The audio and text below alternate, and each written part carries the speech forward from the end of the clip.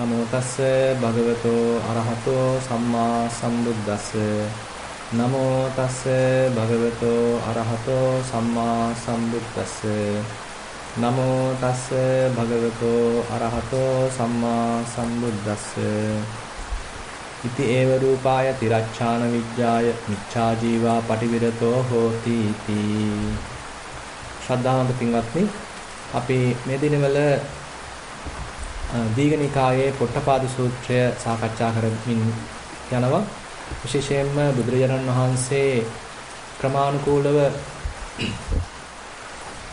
දහමක් ඉදිරිපත් කරනවා මේ විවිධාකාර සංඥාවන් දුරු කරන ආකාරය සම්බන්ධයෙන්. ඒ දහම ඉදිරිපත් කරන්න මුල් වෙච්ච කාරණය බොහොම සුන්දරයි කියලා කියන්න පුළුවන්. මොකද එක්තරා අවස්ථාවකදී මේ පොට්ටපාද කියන බ්‍රාහ්මණයෙක් එහෙමත් නැත්නම් පරිබ්‍රාජකයෙක් තමන් එක්තරා අවස්ථාවකදී මුහුණ පාපු සිද්ධියක් ගැන බුදුරජාණන් වහන්සේට විස්තර කරනවා. මේ විස්තර කරන්නේ බුදුරජාණන් වහන්සේ ඒ අය වාසය කරන ස්ථානයකට තමන් වහන්සේ විසින්ම වැඩියට පස්සේ මේ තමන්ගේ ලබ්ධිය ප්‍රකාශ කරන සමය ප්‍රකාශ කරන ආගම ප්‍රකාශ කරන ඒ යම්කිසි ශාලාවක් තිබිලා තිනවා. ඒක මල්ලිකා දේවිය විසින් තමයි ඉදි කරලා තියෙන්නේ. අන්න ඒ ශාලාවට එක්තරා අවස්ථාවකදී බුදුරජාණන් වහන්සේ වැඩම කරනවා. වැඩම කළා කතා කරලා බලනවා මොකද්ද දැන් තමන් වහන්සේ වඩින්න පළමුව මේ පිරිස කතා කරමින් හිටියේ කියලා. ඉතින් එතකොට මේ පොට්ටපාද කියන පරිබ්‍රාජකයා කියනවා මේ අපි කතා කරපු දේ ඒ තරම්ම මේ වැදගත් නැහැ.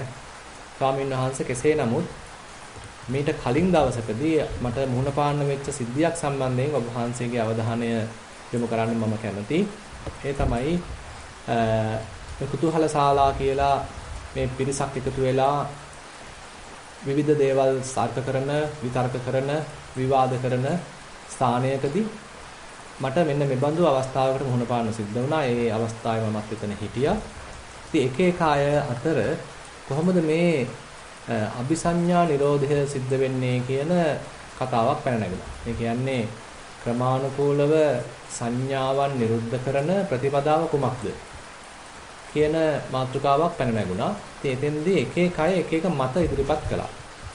එක මතයක් තමයි ඉදිරිපත් කළේ හේතු අපච්චයා පුරිසස්ස සංඥා උප්පජ්ජಂತಿ. මේ කිසිම හේතුවක් නැතුව කිසිම ප්‍රත්‍යක් නැතුව තමයි මේ මිනිස්සෙගේ මේ වගේ සංඥා මතුවෙන්නේ කියලා එක මතයක් ඉදිරිපත් වුණා. ඉතින් එතකොට හේතු ප්‍රත්‍යයෙන් තොරව යම් සංඥාවක් මතුවනහම ඉදිරිපත් වුණාම එයා සංඤී කෙනෙක් බව නැත්නම් එයා සිහි ඇත්තෙක් බවට දැනුවත් කෙනෙක් බවට පත් වෙනවා. හැබැයි මේ හේතුවක් නැතුව ප්‍රත්‍යක් නැතුව ඒ සංඥා ටික ඉවත් වුණාම එයාට මුකුත් දැනෙන්නේ නැති තත්ත්වයටපත් වෙනවා. මේ ඇවිල්ලා එක මතයක්. ඊට පස්සේ තවත් කෙනෙක් ඉදිරිපත් කළා මේ සංඥාවන් කියලා කියන්නේ ඒ එක එක පුජ්‍යලයාගේ ආත්මය ඒ සංඥාවන් සහිත තත්ත්වයේදී ආත්මයක් සහිතයි. ඒ වෙලාවේදී එයාට දැනෙනවා.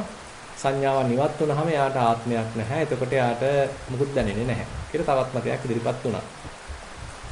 ඊට පස්සේ තවත් කෙනෙක් මතක් කළා මේ බොහොම මහානුභාව සම්පන්න ශ්‍රමණ බ්‍රාහ්මණයෝ ඉන්නවා.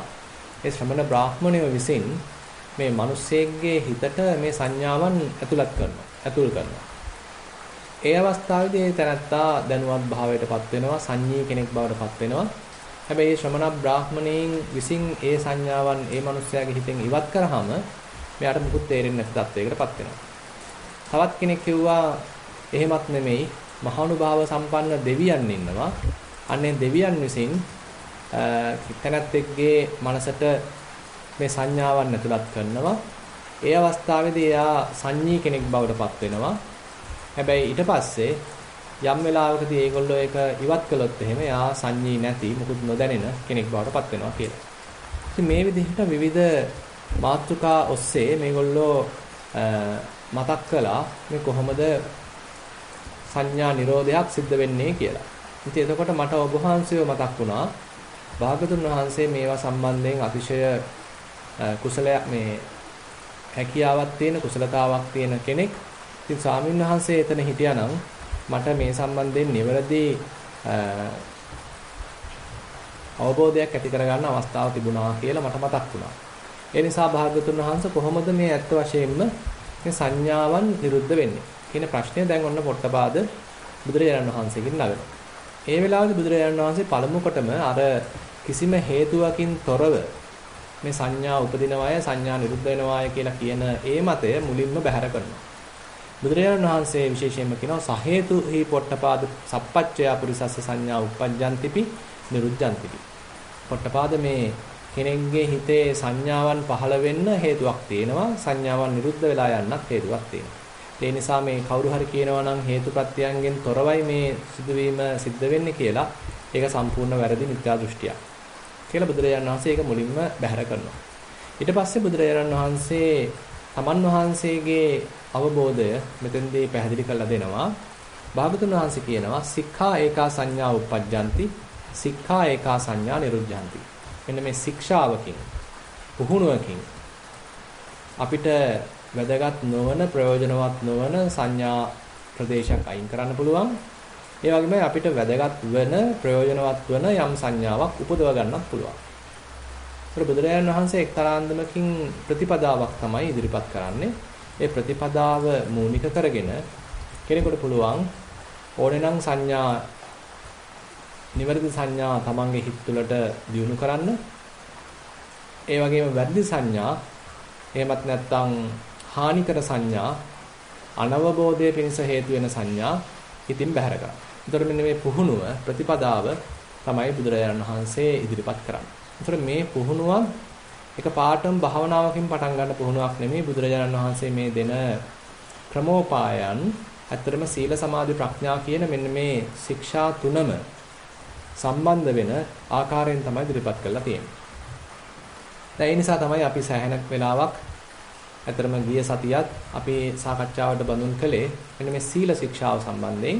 ඒතර මේ සීලය මුල් කරගෙන බුදුරජාණන් වහන්සේ මුලින්ම පොට්ටපාදට පැහැදිලි කරලා දෙනවා කොහොමද සීලය වැදගත් වෙන්නේ කියලා.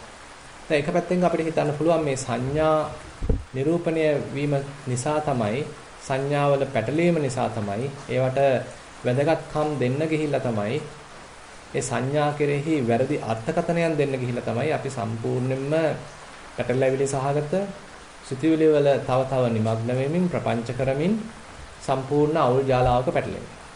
ඒ නිසා මේ පොට්ටපාද අහන ප්‍රශ්නය අපිට වෙනත් විදිහට අර්ථකථනය කරන්න පුළුවන් කොහොමද ප්‍රපංච කිරීම දුරු කරන්නේ?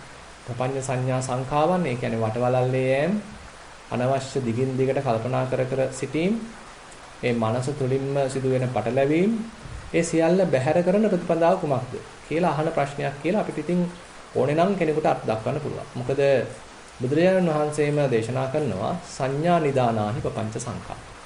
මේ සංඥාවන් නිදාන කරගෙන සංඥාවන් මුල් කරගෙන තමයි නොයෙකුත් මෙන්න මේ වටවලල්ලේ යෑම ප්‍රපංච කිරීම සිද්ධ වෙන්නේ. ඒ නිසා යම්සි කෙනෙක් සංඥාවන් ක්‍රමානුකූලව බැහැර කරමින් අනවශ්‍ය සංඥාවන් ඉවත් කරමින් සංඥාවල පැටලෙන්නේ නැති ඒවට අහු වෙන්නේ නැති ඒවා කෙරෙහි එක්තරා අන්දමක නිබ්බිදාවක් පහළ කර ගන්න පුළුවන් මනසක් ඇති කර ගන්නවා නම් අන්න ඒ බඳු මනසක් ඇතුළතින් නිශ්ශබ්ද වීම සිද්ධ වෙන්න අවශ්‍යයි. ප්‍රපංචකරණය නතර වෙන්න අවශ්‍යයි. ප්‍රපංච රූප සමයකට නිප්පපංච තත්වයකට එහෙමනම් ඒ මනසපත් වෙන්න අවශ්‍යයි. ඒ නිසා අපිට මේ විදිහටත් මේ ප්‍රශ්නය අත් දක්වන්න පුළුවන් බුදුරජාණන් වහන්සේ දෙන මේ පිළිතුර. එතකොට මේ ප්‍රපංච සමනය කිරීම සඳහා පූර්ණ පිළිතුරක් සම්පූර්ණ පිළිතුරක් වශයෙන් තේරුම් ගන්න පුළුවන්. දැන් එතකොට පින්වත්නි අපිට පුළුවන් තේරුම් ගන්න දැන් මේ මොකද්ද බුදුරජාණන් වහන්සේ දෙන පිළිතුර. ඒ පිළිතුර භාවනාවට පමණක් සීමා වෙච්ච පිළිතුරක් නෙමෙයි. ඒ පිළිතුර සීල සමාධි ප්‍රඥා කියන මේ ශික්ෂා තුනටම පැතිරී ගිය පිළිතුරක් කියලා කියන්න පුළුවන්. ඒ නිසාම ඒක පරිපූර්ණ පිළිතුරක්, සම්පූර්ණ පිළිතුරක් වශයෙන් දැක ගන්න පුළුවන්. ඒ බඳු පසුබිමක තමයි දැන් මේ සීලය බුදුරජාණන් වහන්සේ ඉදිරිපත් කරන්නේ. ඒ සීලය ඉදිරිපත් කරලා තියෙන්නේ පැවිදි පිරිසකට. ඒ කියන්නේ දැන් පොට්ටපාද ඇතුළු ඒ පරිබ්‍රාජක පිරිස මේ ගිහිගෙයින් නික්මිලා පරිබ්‍රාජක තත්වයකටපත් වෙච්ච පිරිසක්. ඒ නිසා බුදුරජාණන් වහන්සේ ඍජුවම මේ උපසම්පදා ශීලයක් තමයි මෙතෙන්දී දේශනා කරන්නේ. ඉතින් අපි ඒකේ තමයි පොඩ්ඩක් ගිය සතියේ ඉස්සරහට ගියේ. ඉතින් අපි තව ටිකක් ඒ ඔස්සේම තව අදත් ටිකක් ගැඹුරට යමු. ඊට අමතරව ඉදිරිපත් වෙන අනෙකුත් කාරණා සම්බන්ධව අපි අද සාකච්ඡා කරන්න බලාපොරොත්තු වෙමු. ඒතර අපි එදා මතක් කරගත්තා බුදුරජාණන් වහන්සේ ඒ දේශනා කරන සීලය හා සම්බන්ධ කොටස පාතිමොක්ඛ සංවර සංඋතෝ විහෙරති ආචාර ගෝචර සම්පන්න අනුමත්තේසු වජ්ජේසු බයසස්සාමි. ඒ කියන්නේ මේ බුදුරජාණන් වහන්සේ යම්කිසි ප්‍රාතිමෝක්ෂ සංවර සීලයක් දේශනා කළා තියෙනවද? අන්න ඒ ප්‍රාතිමෝක්ෂ සංවර සීලයෙන් සමන්නාගත වෙනවා. මේ කුඩා වරද්දක්වත් කරන්නේ නැතිව සංවර වෙන්න, හික්මෙන්න එතනත්තා උත්සාහවන්ත වෙනවා. ඊට පස්සේ සීල සම්පන්නෝ ඉන්ද්‍රියසු ගුත්තද්වාරෝ. මේ ඉඳුරන් দমনය කරගෙන, ඉඳුරන් වසාගෙන ජීවත් වෙන්න උත්සාහන්ත වෙනවා. භෝජනේ මත්තඤ්ඤු පමණ දැනගෙන වළඳනවා. සති සම්පජඤ්ඤේන සමන්නාගතෝ සති සම්පජඤ්ඤයෙන් යුක්ත වෙනවා. ඊළඟට සන්තුට්ඨෝ සතුටින් ලද දෙයින් සතු වෙමින් කටයුතු කරනවා. අපි ඒව ගැන අද සාකච්ඡා කරන්න බලමු. දැන් සීලය ගැන ඊට පස්සේ බුදුරජාණන් වහන්සේ දේශනා කරනවා. කතංච පොට්ටපාද බික්කු සීල සම්පන්නෝ හෝති. ඉතින් එතකොට මේ සීලය සාමාන්‍යයෙන් දීඝනිකායේ කොටස් තුනකට බෙදෙනවා. චූල සීල, මජ්ක්‍ධිම සීල, මහා සීල කියලා. චූල සීලයේ කොටසදී අපි දන්න ඒ සාමාන්‍ය ශික්ෂාපද රැසක් අන්තර්ගත වෙලා තියෙනවා. ප්‍රාණඝාතයෙන් වෙන්වීම, සොරකම් කිරීමෙන් වෙන්වීම, කාම මිත්‍යාචාරයෙන් වෙන්වීම, ඒක තව ඉස්සරහට අරගෙන බ්‍රහ්මචාරී ජීවිතයකට මේපත් වීම, ඊට පස්සේ සත්‍යවාදී වීම, බොරු කීමෙන් වැළකීම, කේලම් කීමෙන් වැළකීම, ඊට පස්සේ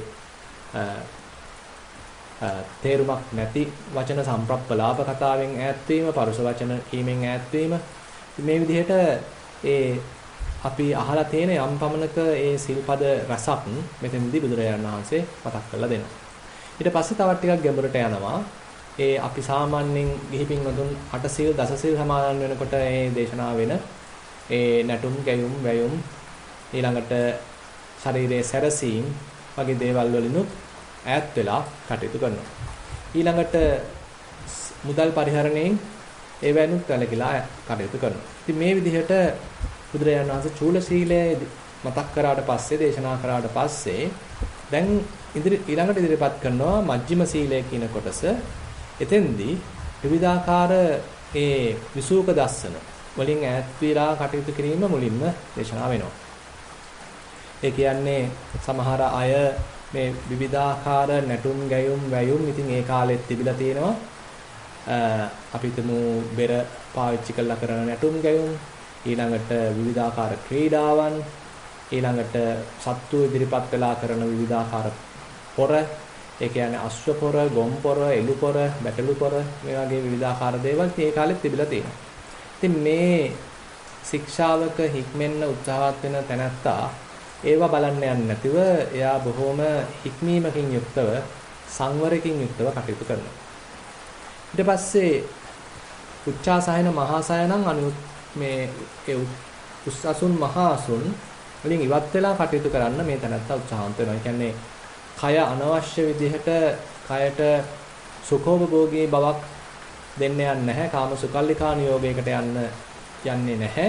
ඒ වෙනුවට තමන් බොහොම මධ්‍යම ප්‍රතිපදාවකට පිවිසලා කටයුතු කරනවා. ඒ කියන්නේ විවිධාකාර උස්සසුන් මහාසුන් තිබිලා තියෙනවා. ඉතින් ඔය විවිධ සතුන්ගේ එහෙම ඒ ලාංඡනයන් මේ කැටයම් කපපු ඒවා ඔක්කොම අයින් කළ බොහොම සරල දිවිපෙවතකට මේ පරිහරණයකට එයා උත්සාහවන්ත වෙනවා.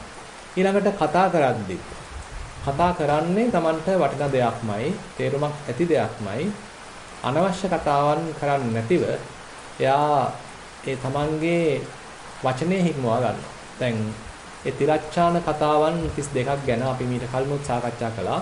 අන්න ඒ බඳු තිරච්ඡාන කතාවන්, තේරුමක් නැති කතාවන්, Tamanටත් අනුන්ටත් අවැඩදායී කතාවන් කරන්නේ නැතිව කටයුතු කරන්න යා උත්සාහන්ත වෙනවා. ඊළඟට සමහර කෙනෙක් මේ ඔවුනොවුන් හා වාද විවාද කරමින් අනිත් කෙනාට වඩා තමා උසස් කියලා ප්‍රකාශ කරමින් අනිත් අයගේ වාදයන් බිඳහෙලමින් මේ විදිහට සමහර වෙලාවට මේ ධර්ම විනය හා සම්බන්ධයෙන් විවිධාකාර මත බෙහෙද වලට තුඩු දෙන කාරණාවන් ඉස්සරහට අරගෙන ඒවා වාද විවාද වලට බඳුන් දෙමින් අනිත් කෙනාව පහත් කරමින් තමන්ව උසස් කරමින් විවිධ වාදයන් වලට පැටලෙන ගතියක් තියෙනවා. අන්න ඒ වයිනුත් අයින් වෙලා මේ තැනත්තා කටයුතු කරනවා. ඊට පස්සේ බුදුරජාණන් වහන්සේ පෙන්නනවා මේ දූත මෙහෙවර. දැන් සමහර වෙලාවට අපිට තේරෙනවා දැන් භික්ෂුන් වහන්සේ කෙනෙක්ගේ සාමාන්‍ය දිනදා ජීවිතය ඒ කාලේ හැටියට ඉතින් සාකච්ඡා කළොත් ඉතින් එදා විශේෂයෙන්ම පින්ඩපාතයෙන් යැපිච්ච බොහෝ භික්ෂු පිරිසක් වාසය කරලා තියෙනවා. ඉතින් උන්වහන්සේලා සෑහෙන දුර ඉතින් පින්ඩපාතයට වැඩම කරනවා. ඒ නිසා කාට හරි පණිවිඩයක් එහෙම තවත් තැනකට යවන්න උවමනා නම් සමහර විට ඒ බඳු භික්ෂුන් වහන්සේ කෙනෙකුට ඒ පණිවිඩය දෙන්න පුළුවන්, කියන්න පුළුවන් අන්න අහවල් ගෙදර කෙනාට මෙන්න මේ පණිවිඩය දෙන්න නැත්නම් කියන්න කියලා ඉල්ලීම් කරන්න පුළුවන්. එතකොට අන්තිමට භික්ෂුන් වහන්සේ පණිවිඩකාරයෙක් බවට පත් වෙනවා. දැන් බුදුරජාණන් වහන්සේ දේශනා කරනවා මේ රජුන්ගේ, ඇමතිවරුන්ගේ, අනිකුත් ගිහි පින්වතුන්ගේ කිසිම පණිවිඩයක් අරගෙන යන කෙනෙක්, දූත මෙහෙවරක් කරන කෙනෙක් බවට මේ භික්ෂුන් වහන්සේපත් වෙන්නේ නැහැ. ඒ විදිහට ඊතරත්ත ආරක්ෂා වෙනවා. ඊළඟට තව දේවල් තියෙනවා බොහොම කෛරාටික විදිහට, කපටි විදිහකට කටයුතු කරන අයත් ඉන්නවා මේ ලාභ සත්කාර ලබා ගැනීම සඳහා. සමහර ලාවට නිකන් චාටුබස් කියනවා. ඒ අයගේ හිත ගන්න මොනවා හරි දේවල් ඉදිරිපත් කරනවා. ඒ සිව්පසය ලබන්න විවිධ උපක්‍රම යොදනවා. විවිධාකාර දේවල් අඟවනවා. මේ ಗುಣ තියෙනවා කියලා අඟවනවා. ඉතින් ලාභ අපේක්ෂාවෙන් අනිත් අයව එක්කෝ රවට්ටනවා. එහෙම නැත්නම් තවත් අය පහත් කළා වෙනත් පිරිසකට කතා කරනවා. එතකොට තමන් අර කැපිපෙනීමට නැත්නම් අනිත් අයට වඩා තමන් තුළ ಗುಣ තියෙනවා කියලා හුවා දැක්වීමකට ලක් වෙලා ඒ තුලින් ලාභ ප්‍රයෝජන ලැබෙනවා. ඉතින් මේ බඳු දේවල් මේ ලාභ අපේක්ෂාවෙන් ඒ වගේ කපටි කෛරාටිකකම් කරන්නේ නැතුව බොහොම හික්මිච්ච අන්දමකින් අහිංසක විදිහට, අව්‍යාජ විදිහට අවංකව මේ තැනත්තා කටයුතු කරනවා. ඒකත් එතකොට මේ මජ්ක්‍ධිම සීලයේ බුදුරජාණන් වහන්සේ අතුලත් කරලා තියෙනවා. දැන් මේ අන්දමින් මජ්ක්‍ධිම සීලය කියන කොටස බුදුරජාණන් වහන්සේ දේශනා කළා. ඊළඟට පිවිසෙනවා මහා සීලය කියන කොටසට. ඒතර මේ පොට්ටපාද සූත්‍රය අන්තර්ගත වෙන්නේ සීලඛණ්ඩ වර්ගයේ. ඒ කියන්නේ දීඝනිකායේ සීලය ගැනත් සෑහෙන විස්තරයක් කරන ඒ කොටසේ. ඉතින් එතන අන්තර්ගත වෙලා තියෙන සූත්‍ර 13ෙම මේ සීලය ගැන සෑහෙන අවධානයක් යොමු කරලා තියෙනවා. ඊට පස්සේ බුදුරජාණන් වහන්සේ මේ මහා සීලය කියන කොටසට පිවිසෙනකොට තවත් මතක් කරනවා මේ ඇතම් මහාන බමුණන්. ඒ කියන්නේ ඒ අනිත් අය දෙන දැහැමින් සකස් කරලා දෙන දේවල් අරගෙන ඒව වළඳලා අන්තිමට මොකද කරන්නේ? තමන් විවිධ අනවශ්‍ය නොගැලපෙන කටයුතු වල නිරත වෙනවා. උදාහරණයක් විදිහට එක එක අයගේ සිහින පලාපල කියන්න හදනවා. එහෙම නැත්නම් විවිධාකාර යාග හෝම කරනවා. නැත්නම් විවිධාකාර විද්‍යාවන් හදාරනවා. ඒ කියන්නේ විෂ විද්‍යාවන්, ඊළඟට මේ සර්පේන් සම්බන්ධ විද්‍යාවන්, ඊළඟට මීයන් හා සම්බන්ධ විද්‍යාවන්, මේ භූත විද්‍යාවන්, මේ වගේ මේ පුදුමාකාර අමුතු විද්‍යාවන් තියෙනවා. ඒවා සම්පූර්ණයෙන්ම මේ තිරස්චාන විද්‍යාවන්. ඉතින් ඒ බඳු දේවල් මේ තැනත්තා කරන්නේ නැහැ. ඒ කියන්නේ දැන් සාමාන්‍ය අනිත් අයට වඩා විවේකයක් තියෙන නිසා, ආධ්‍යාත්මික පැත්තකට නැඹුරු වෙච්ච කෙනෙක් නිසා සමහර විට මේ වගේ දේවල් වලට හිත යෙදුවොත් ඒක අනිත් අයට වඩා හොඳින් වැටහෙන්නත් ඉඩ තියෙනවා. නමුත් තමන් ආරක්ෂා වෙනවා ඒ බඳු දේවල් නොකර ඉන්න. ඒ කියන්නේ කිසිසේත්ම ඒ බඳු තමන්ට නොගැලපෙන ඒ තිරස්චාන විද්‍යාවන්ගේ මේ නොයේදී ඉන්න මේ තැනත්තා උත්සාහන්ත වෙනවා. ඒව නොකර ඉන්නවා. ඊට පස්සේ තවත් ඉදිරිපත් කරනවා දැන් මේ එක එක ලකුණු බලලා කරන යම් පමණක පුරෝකතනයන්, පූර්වකතනයන්. ඒ කියන්නේ උදාහරණයක් වශයෙන් කියනවා නම් කෙනෙක්ගේ තියෙන උපන් ලප දිහා බලලා ඒ මොනවා හරි දේ ලකුණු තේරුම් අරගෙන මෙයාගේ වයස මෙන්න මෙහෙමයි, ඊළඟට අනාගතේ මෙන්න මේ විදිහයි කියලා ඒ විවිධ ලක්ෂණ අනුව කරන පුරෝකතනයන්. අනාවැකි ඵල කිරීම. ඊට පස්සේ තවත් පෙන්නනවා එක එක දරුවන්ගේ, දසිදසුන්ගේ එහෙමත් නැත්නම් මේ විවිධ ආයුධවල ඉතින් මේ වගේ විවිධාකාර තැන්වල මේ තියෙන විවිධ ලක්ෂණ මුල් කරගෙන ඒවයින් යම්කිසි කාරණයක් මතු කරලා දෙන්න. ඒවයින් යම්කිසි අනාවැකියක් පළ කරන්න. මෙන්න මේ වගේ විද්‍යාවන් මේ තැනැත්තා කරන්නේ නැහැ. ඒ භික්ෂුන් වහන්සේ ඒ බඳු කටයුතු වල යෙදෙන්නේ නැහැ. ඒ වෙනුත් අයින් වෙලා බොහොම සිල්වත් ජීවිතයක් ගත කරනවා. ඊට පස්සේ තවත් මතක් කරනවා මේ නැකත් බලලා ඒ අනාවැකි කියන තමන්ගේ රට හා සම්බන්ධයෙන් කරන ඒ ප්‍රකාශයන් ඒව කරන්න යන්නෙත් නැහැ. උදාහරණයක් වශයෙන් මෙතන සඳහන් කරනවා මෙන්න මේ අහවල් දින අපේ රජුරෝ මෙන්න මේ විදිහට යුද්ධයට යනවා. ගිහිලා මේ විදිහට එක්ක යුද්ධය ජයග්‍රහණය කරනවා. අහවල් නැකතින් අන්න අහවල් සතුරු රජතුමා යුද්ධයට යනවා. එයා ඇවිල්ලා මෙන්න මේ විදිහට මේ දවස්වලදී මේ අපිත් එක්ක යුද්ධයට වදිනවා. යුද වදිනවා. ඊට පස්සේ මෙන්න මෙයා තමයි ජයග්‍රහණය කරන්නේ කියලා මේ වගේ මොනවා හරි ඒ රට හා සම්බන්ධ රාජ්‍ය පාලනය හා සම්බන්ධ යම් අර්ථකථනයන් කරමින් යම් පුරෝකථනයන් කරමින් අනාවැකි පළ කරමින් නැකත් සම්බන්ධයෙන් ප්‍රකාශ කරමින් එතකොට අන්නේ වගේ කරන ඒ ප්‍රකාශය කිසිසේත්ම කරන්න යන්නේ නැහැ. ඒ වෙනුවට බොහොම ඒවෙන් ඉවත් කළා ගත කරන ජීවිතයක් මේ තැනත්තා මේ ස්වාමීන් වහන්සේ මේ වික්ෂුන් වහන්සේ ගත කරනවා. ඊට පස්සේ නක්ෂත්‍රය ගැන ඊළඟට සඳහන් වෙනවා. එතකොට මේ දීඝනිකායේ එන මේ සූත්‍රය ඉතින් බොහොම දීර්ඝව. එතකොට සෑහෙන පුළුල් ප්‍රදේශයක මේ සීලය වික්ෂුන් වහන්සේ කෙනෙක් කෙරෙහි පැතිරලා තියෙන ආකාරය. උපසම්පදා ශීලයේ තියෙන මේ පුළුල් බව හොඳට පැහැදිලි කරලා දෙනවා. දැන් නක්ෂත්‍රය සම්බන්ධයෙන් ඊට පස්සේ දේශනා කරනවා චන්ද්‍රග්‍රහණ වෙන දවස්, ඊළඟට සූර්යග්‍රහණ වෙන දවස්, ඊළඟට විවිධාකාර නැකත්, ඊට පස්සේ ඒ තැන්වලදී මේ විදිහට ග්‍රහ පිහිටීම් මේ වගේ ඒවා නිසා ලෝකයට සිද්ධ වෙන චිත්ත සාන්තිය එහෙම නැත්නම් ඒවා නිසා සිද්ධ වෙන අයහපත ඒවන් නිසා ඒවයි තියෙන යම් ඵල විපාක. ඉතින් මේ වගේ විවිධාකාරයේ නක්ෂත්‍රය හා සම්බන්ධ අනාවැකි ඵල කරමින් අනිත් අයට ඒවා තියෙන බලපෑම ගැන විස්තර කර දෙමින් ඒ කරන ඒ බඳු නක්ෂත්‍රය හා සම්බන්ධ දේවල් මේ භික්ෂුන් වහන්සේ කරන්න යන්නේ නැහැ.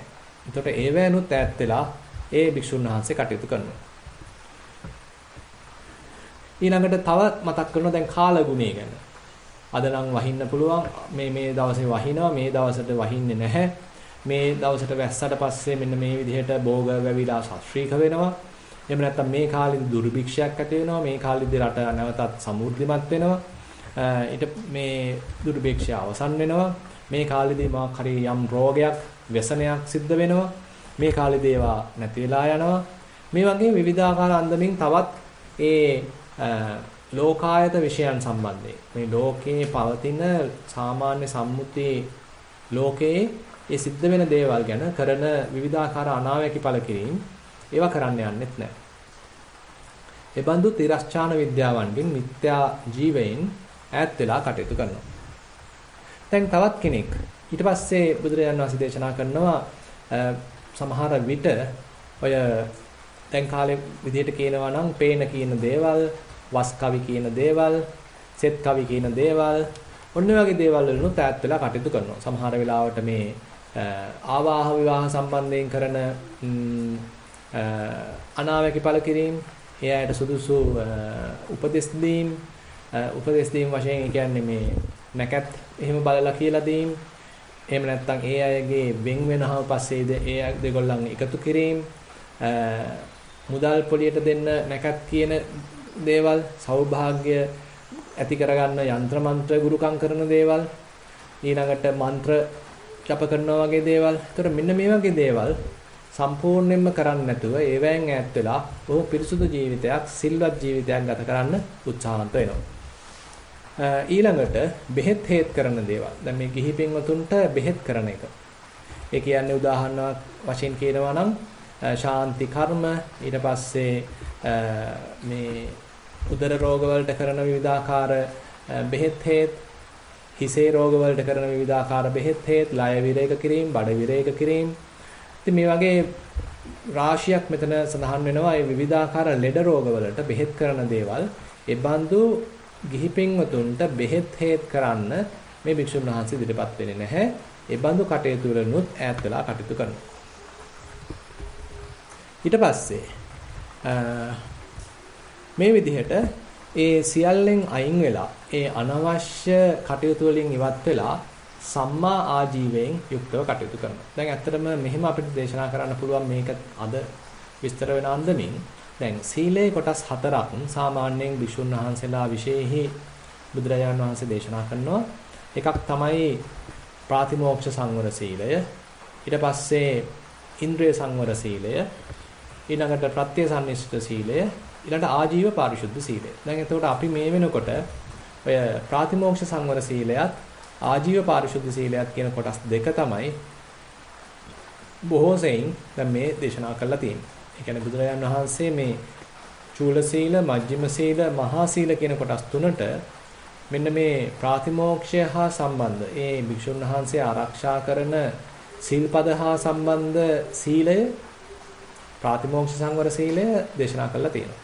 ඊට පස්සේ ඒ භික්ෂුන් වහන්සේ විසින් රැකිය යුතු ආජීව පාරිශුද්ධ සීලය ගැන තමයි අදත් අපි මේ සෑහෙන වෙලාවක් විස්තර කරේ. එයාගේ ආජීවය එයා බොහෝම පිරිසුදුව තමයි පවත්වන්නේ. ඒ කියන්නේ පිණ්ඩපාතයක් පිණිස, සිවුරු සේනාසන පිණිස, මේ බෙහෙත් ගිලම්පස පිණිස කිසිසේත්ම නරක විදිහට ආජීවය යොදවන්නේ නැහැ. ලාභ අපේක්ෂාවෙන් කටයුතු කරන්නේ නැහැ. ඒ වෙනුවට බොහොම පිරිසුදුව සම්මා ආජීවයෙන් යුක්තව කටයුතු කරන්න උත්සාහත් වෙනවා. දැන් ගිහි පින්වතුන්ගේ පැත්තෙන් ඉතින් මේක චුට්ටක් කියනවා නම් අපිට තේරෙනවා විවිධ ලාභ අපේක්ෂාවෙන් යම් යම් දේවල් වල යම් යම් කර්මාන්තවල නිරත වෙන්න පුළුවන්. උදාහරණයක් වශයෙන් අපි හිතමු මත්පැන් විකුණලා ඒ බඳු ලාභ ලබා ගන්න පුළුවන්. සත්තු විකුණලා ලාභ ලබන්න පුළුවන්. මස් මාංශ විකුණලා ලාභ ලබන්න පුළුවන්. විස ද්‍රව්‍ය විකුණලා ලාභ ලබන්න පුළුවන්. ආයුධ විකුණලා ලාභ ලබන්න පුළුවන්. නමුත් ඒ එකක්වත් බුදුරජාණන් වහන්සේ සම්මා ආජීවයට යොදන්නේ නැහැ. ඒවා මිච්ඡා ආජීවයක් වශයෙන් තමයි දේශනා කරන්නේ. ඒ නිසා එක්තරා අන්දමකින් බෞද්ධයින් වශයෙන් ගිහි පින්වතුන්ටත් ඒ බුදුදහමට අනුව ගත කළ හැකි යම්කිසි අපසරියක් දේශනා වෙලා තියෙනවා. ඒ කියන්නේ සල්ලි හම්බුන පමණට, ධනය ලැබුණ පමණට ඒ බඳු නරක ආජීවයන්ගේ නිරත වෙන්නේ නැහැ. ඒ වෙනුවට බොහොම පිරිසුදු ආජීවයකින් නිවැරදි රැකී ආරක්ෂාවකින් යුක්තව තමයි කටයුතු කරන්න කියලා දේශනා කරලා තියෙනවා. ඊට පස්සේ දැන් අද අපිට පිවිසෙන්න පුළුවන් ඊළඟ කොටසට. දැන් මේ වෙනකොට අපි මේ සීලය හා සම්බන්ධ සෑහෙන කොටසක් ඉදිරිපත් කරලා තියෙනවා. ඊට පස්සේ මේ සීලය නිසා බුදුරජාණන් වහන්සේ දේශනා කරනවා ඉමිනා අරියේන සීලක්ඛන්දේන සමන්නාගතෝ අජ්ජත්තං අනවජ්ජ සුඛං පටිසංවේදේති. දැන් එතකොට මේ සීලය ආරක්ෂා කිරීම නිසා එයාට ලැබෙන එක්තරා ආනිසංසයකුත් බුදුරජාණන් වහන්සේ දේශනා කරනවා. මේ ඇතුළතම ආධ්‍යාත්මික වශයෙන් අනවජ්ජ සුඛයක් එයා භුක්ති විඳිනවා. ඒ කියන්නේ දැන් මේ සීලය ආරක්ෂා කිරීම සමහර විට කෙනෙකුට මහා බරක් විදිහට, කරදරයක් විදිහට වැටහෙන්න පුළුවන්. නමුත් ඒක ටික ටික පුරුදු කරන්න ඒක හොඳට ජීවිතයට ඒකාබද්ධ වුණාට පස්සේ, පුරු වුණාට පස්සේ ඒ තුලින් පුදුමාකාර මේ අනවජ්‍ය සුඛයක්. Taman දැන් මේ නිවැරදි ජීවිතයක් නේද ගත කරන්නේ. Tamanටවත් අනුන්ටවත් මේ ජීවිතයෙන් කිසිම කරදරයක් නැහැ නේද? ඒ වෙනුවට Tamanටත් අනුන්ටත් පුදුමාකාර ආශිර්වාදයක් Tamanගේ ජීවිතයෙන් සිද්ධ වෙනවා නේද කියලා Taman ගැන පුංචි සතුටක්. Tamanගේ නිවැරදි භාවය ගැන ඇතිවන අහිංසක සතුටක්. මෙන්න මේ කාරණාව බුදුරජාණන් වහන්සේ සුවයක් වශයෙන්, සැපයක් වශයෙන් දේශනා කරනවා. අජ්ජත්තං අනවජ්ජ සුඛං පටිසංවේදේති. පින්වත්නි මේ බඳු සුවයක් විශේෂයෙන්ම භාවනාවට ලොකු රුකුලක් වෙනවා. මොකද භාවනාවක් කරන්න ගියාම අපේ හිත අපිට චෝදනා කරනවා නම් මේ වැරද්ද මගෙන් වෙලා තියෙනවා, අර වැරද්ද මගෙන් වෙලා තියෙනවා, අරයට මන් නිසා මේ ප්‍රශ්න වලට මුහුණ පාන්න සිද්ධ වුණා, මගේ අතින් එයාට මේ වැරදි සිද්ධ වුණා කියලා මේ විදිහට අපිට අපේ හිත චෝදනා කරනවා නම් ඉතින් එතකොට භාවනා කරනවා කියන එක හරි අමාරුයි. නමුත් ඒ වෙනුවට අපිට අපි ගැන තියෙන බොහොම අහිංසක සතුටක් නම් මේ වැඩේට මම සුදුසුයි කියන හැඟීම නම් මෑත කාලයේදී මගේ අතින් කිසි වැරද්දක් සිද්ධ වුණේ නැහැ නේද කියලා ඒ තමන් ගැන අහිංසක සතුටක් නම් තියෙන්නේ, අනවජ්‍ය සුඛයක් නම් තියෙන්නේ. ඒක ප්‍රමෝදයක්, හිතේ සතුටක් බවට පත් වෙලා, ඒකම ප්‍රීතියක් බවට පත් වෙලා, ඒකම සිත කය සංසිඳිලා සමාධියක් දක්වා වර්ධනය වෙන්න අවස්ථාවක් තියෙනවා. ඒ නිසා සීලය හා සීලය සම්බන්ධව මෙනෙහි කරන මෙනෙහි කිරීම නිසා ඒ බඳු සිතේ සතුටක්, සොම්නසක්, පැහැදිලි බවක්, ඒකාග්‍රතාවයක් ඇති වෙන බව දේශනා කරලා තියෙනවා. සමාධි සංවත්තනික සීලයක් කියලා කියනවා. ඒ කියන්නේ සමාධියට තුඩු දෙන සීලයක්. කෙනෙකුට ආරක්ෂා කරන්න අවස්ථාවක් තියෙනවා. දැන් ඊළඟට ඒ සීලයේ තියෙන මේ ආනිසංසයක් වශයෙන්ම අවිප්පටිසාරත්තානන්ද කුසලානි සීලානි කියලා බුදුරජාණන් වහන්සේ දේශනා කරනවා. මේ අවිප්පටිසාරය ඒ කියන්නේ හිතේ කිසිම විපිලිසර බවක් නොමැතිකම මේ සීලයෙන් ලැබෙන ආනිසංසයක් වශයෙන් පෙන්වනවා. ඒ කියන්නේ අර තමන්ට තමන් චෝදනා කරන්නේ නැහැ. ඒ නිසාම හිත වික්ෂිප්ත වෙන්නේ නැහැ. තමන් මේ වැඩේට නොසුදුසුයි කියලා හිතෙන්නේ නැහැ. හිත දෙගිඩියාවකට ලක් වෙන්නේ නැහැ. ඒ වෙනුවට හැකි සංඥාවක් තමයි පහළ වෙන්නේ. තමන් මේ වැඩේට සුදුසුයි. මට මේ දේවල් කරගන්න පුළුවන්. මගේ සීලය සාර්ථකයි හොඳයි. මම අවංකව සීලයක් ආරක්ෂා කරලා තියෙනවා කියලා අර තමන් ගැන බොහොම සුබවාදී ආකල්පයක් තමයි එයාගේ හිතේ පහළ වෙන්නේ. අන්න එතකොට කියන්න පුළුවන් බොහෝ සෙයින් මෙන්න මේ සීලය ඒ හිතේ විපිලිසර බව දුරු වීම පිණිස හේතු වෙලා තියෙනවා. දැන් මුල් කාලේ සමාහලාවට කෙනෙක්ට සීලය නිසා හිතේ විපිලිසර බවක් ඇති වෙන්නත් පුළුවන්. ඒ කියන්නේ මේ සිල්පදේ කැඩුනද මගේ අතින් මේ සිල්පද කැඩුනද කියලා නිකන් අර තමන්ගේ හිත ප්‍රශ්න කරන තත්වයක් වුණත්පත් වෙන්න පුළුවන් හරියට සීලය දන්නේ නැතුණා. අනිත් පැත්තට සීලය අනවශ්‍ය විදිහට පරාමර්ශණය කරන්න ගියාම. ඒ කියන්නේ මේවැයේ තොරතුරු හරියට දන්නේ නැතුව ඒ සිල්පද කැඩෙන හේතුන් හරියට දන්නේ නැතුව හැම එකක් ගැනම අනවශ්‍ය විදිහට සැක පහල කරන්න ගියොත් දැඩි ග්‍රහණයකට ලක් කරගන්න ගියොත් අන්න එතකොට සීලය පරාමර්ශණය කිරීමක් තමයි සිද්ධ වෙන්නේ. එතකොට තියෙන වෙහෙසක්. ඉතින් මුලදී බොහෝ විට ඔය වෙහෙස දැනෙන්නත් පුළුවන්. මොකද අපිට තේරෙන්නේ නැහැ හරියටම මුලදී මේ සිල්පද කැඩෙනවාද නැත්නම් අපි නිවැරදිව රකින්නවාද මේකේ සීමාව මොකද්ද හේතුන් මොනවාද කියලා ඒ බඳු අවබෝධයක් ඇතම් කෙනෙකුට එකපාරටම නැහැ. ඒ නිසා කාලයක් යනකම් අපිට ගුරු ඇසුරක් ලැබමින් යම්කිසි කල්යාණ මිත්‍ර ඇසුරක් ලැබමින් ඒ අයගේ අවවාද අනුශාසනා ලැබමින් අපේ හිතේ සීලය හා සම්බන්ධ යම්කිසි සැකයක් තියෙනවා නම් ඒ අයත් එක්ක සාකච්ඡා කරමින් ඒ දෙන අවවාදයන් පිළිපදිමින් කටයුතු කරනවා නම් එතකොට අපි යම් පමණක පරිණත භාවයකට ලක් වෙන තුරු සීලය තමන්ගේ හිත මේ ජීවිතයට හොඳට ඒකාබද්ධ වෙන තුරු කටයුතු කරන්න පුළුවන්. එතකොට ඒ කාලයක් ගියාට පස්සේ ඒ සීලය සම්බන්ධයෙන් සැක නැතිව ඉන්න පුළුවන් ගතියක් නැත්නම් මේ යෝගාචරයෙන්ට ඇති වෙන්න පුළුවන්. සිල්වතෙකුට ඇති වෙන්න පුළුවන්. දැන් ඊළඟ කොටස් වලට අපිට අද පිළිසෙන්න පුළුවන්. බුදුරජාණන් වහන්සේ ඊළඟට දේශනා කරන ඉන්ද්‍රියේසු දුත්තද්වාරෝ හෝති. දැන් ඉන්ද්‍රිය සංවර සීලය ගැන ඊළඟට දේශනා කරනවා.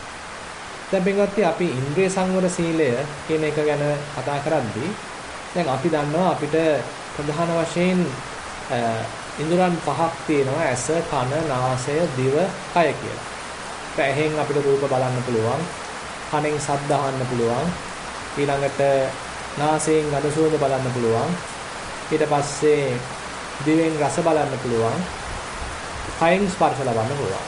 ඒතර මේවා තමයි පංච ඉන්ද්‍රිය. ඒතර මේ පංච ඉන්ද්‍රියන්ට අරමුණු වෙන විවිධ අරමුණු ගනිමින් අපිට ඕන තරම් මේ ඉන්ද්‍රයන් පරිහරණය කරන්න පුළුවන්. ඊට පස්සේ මේවා අන්තිමට ගිහිල්ලා හැබැයි මේ එක ඉන්ද්‍රියකවත් රැඳෙන්නේ නැහැ. උදාහරණයක් වශයෙන් කියනවා නම් ඇහි රූප රැඳෙන්නේ නැහැ.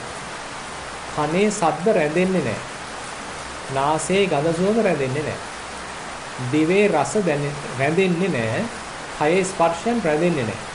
ඒ මොහොතේදී ඒවට දැනෙනවා පමණයි. අපි හිතමු අපිට ඇහැට රූපයක් ආපాతගත වුණා. කොට ඒ රූප ඡායාව ඇහි පතිත වෙනවා. ඒ අනුව ඔන්න යම් ක්‍රියාවලියක් සිදු වෙලා තමයි හිත ඇතුලෙන් අපි මේක හඳුනගන්නේ. ඒ අනුව අපි හිතන්නේ, කල්පනා කරන්නේ, ප්‍රපංච කරන්නේ. හැබැයි ඊට පස්සේ අපි තුමු අපි S2 පියාගත්තා. දැන් ඉතින් අර රූපය ඇහි නෑ. ඒ නිසා මේ ඇහෙන් අපි කොච්චර රූප දැක්කත් ඇහි කිසිම රූපයක් හැඳිලා නෑ. ඒ වගේම අපි කනෙන් විවිධාකාර ශබ්ද අහනවා, සින්දු අහනවා, විවිධාකාර දේවල් අහනවා. නමුත් ඒ එකක්වත් කනේ රැඳිලා නැහැ. ඊළඟට අපි නාසයෙන් විවිධාකාර ගඳ සුවඳ භුක්ති විඳිනවා. නමුත් ඒ එකක්වත් නාසයේ රැඳිලා නැහැ. ඊළඟට අපි දිවෙන් විවිධාකාර රස ස්පර්ශ කරනවා. මේ එකක්වත් දිවේ රැඳෙන්නේ නැහැ. අපි හිතමු අපි වතුර ටිකක් බිව්වාට පස්සේ කට හොයදුවාට පස්සේ ඔන්න ඒ රස සම්පූර්ණයෙන්ම ගිහිල්ලා. ඊළඟට අපි විවිධ ස්පර්ශයන් මේ කයෙන් ලබනවා. හැබැයි එකම ස්පර්ශයක්වත් මේ කයේ රැඳෙන්නේ නැහැ. ඒ නිසා එක්තරා අවස්ථාවකදී උන්නාද කියන බ්‍රාහ්මණ පඬිවරයෙක් ඇවිල්ලා බුදුරජාණන් වහන්සේගෙන් හරි ලස්සන ප්‍රශ්නයක් අහනවා.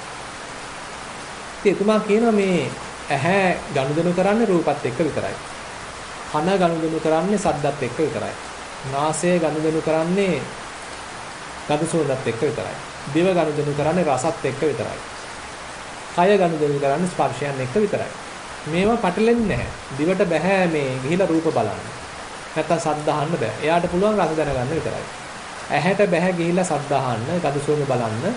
ඇහැට පුළුවන් රූප බලන්න විතරයි. ඉතින් මේ විදිහට මේවට අදාළ යම්කිසි ගෝචර භූමියක් තියෙනවා, ගෝචර විෂයක් තියෙනවා. ඒ ගෝචර විෂයේ තමයි ඒ ඉඳුරන් කටයුතු කරන්නේ. ඒවා අතර මුකුත් හැලහැප්පීමක් නැහැ. මාරු වීමක් නැහැ. ඒවා අනිත් කෙනාගේ ඒවා උදුර ගන්න යන්නේ නැහැ. ඇහැ රූප විෂයේ විතරයි කටයුතු කරන්නේ. කන ශබ්ද විෂයේ විතරයි කටයුතු කරන්නේ. නාසය ගඳ සුවඳ විෂයේ විතරයි කටයුතු කරන්නේ. දිව රස විෂයේ විතරයි ගනුදෙනු කරන්නේ. කය ස්පර්ශයන් විශේෂයි තමයි ගනුදෙනු කරන්නේ. දැන් කලින් මතක් කළා වගේ. හැබැයි මේ එකක්වත් ඒ ඉන්ද්‍රයන් වල රැඳෙන්නේ නැහැ. ඒකට අන්තිමට මේවා ගිහිල්ලා කොහෙද රැඳෙන්නේ? අන්තිමට මේවා අනුභව කරන්නේ භුක්ති විඳින්නේ කවුද? කියලා මේ උන්නාද බ්‍රාහ්මණ පඬිවරයා අහනවා. ඉතින් එතකොට බුදුරජාණන් වහන්සේ පිළිතුරු දෙනවා මේ වගේ ඒ ගෝචර විෂයන් තියෙන ඒවට ආවේනික ගෝචර භූමියක් තියෙන මෙන්න මේ වගේ ඉඳුරන් පහක් තියෙනවා.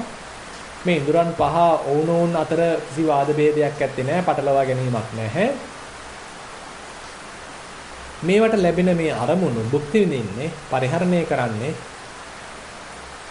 අනුභව කරන්නේ වෙන මොකක්වත් නෙවෙයි, ඒ තමයි මනස. කියලා බුදුරජාණන් වහන්සේ පිළිතුරක් දෙනවා. ඉතින් එතකොට අපිට තේරෙනවා මෙතන මේ මනසේ තියෙන වැදගත්කම දැන් ඔන්න මතුවලා එනවා.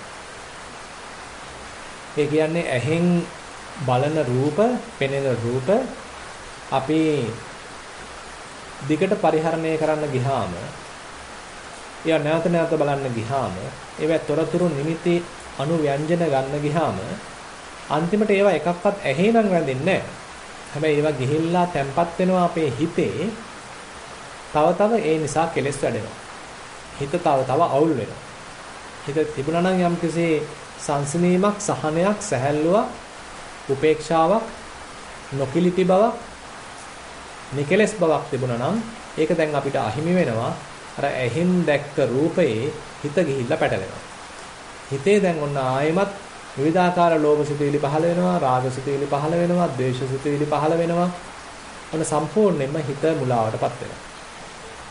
ඒ වගේමයි කනෙන් ශබ්ද අහද්දි කනේ ශබ්ද නොරැඳුනාට ඒවැයින් ජනිත වෙන විවිධාකාර තණ්හාවන්, එමන් නැත්නම් විවිධාකාර ද්වේෂයන්, ඒවත් එක්ක කරන විවිධාකාර පැටලැවිලි, ඒ ඔක්කොම සිද්ධ වෙන්නේ අපේ හිතේ.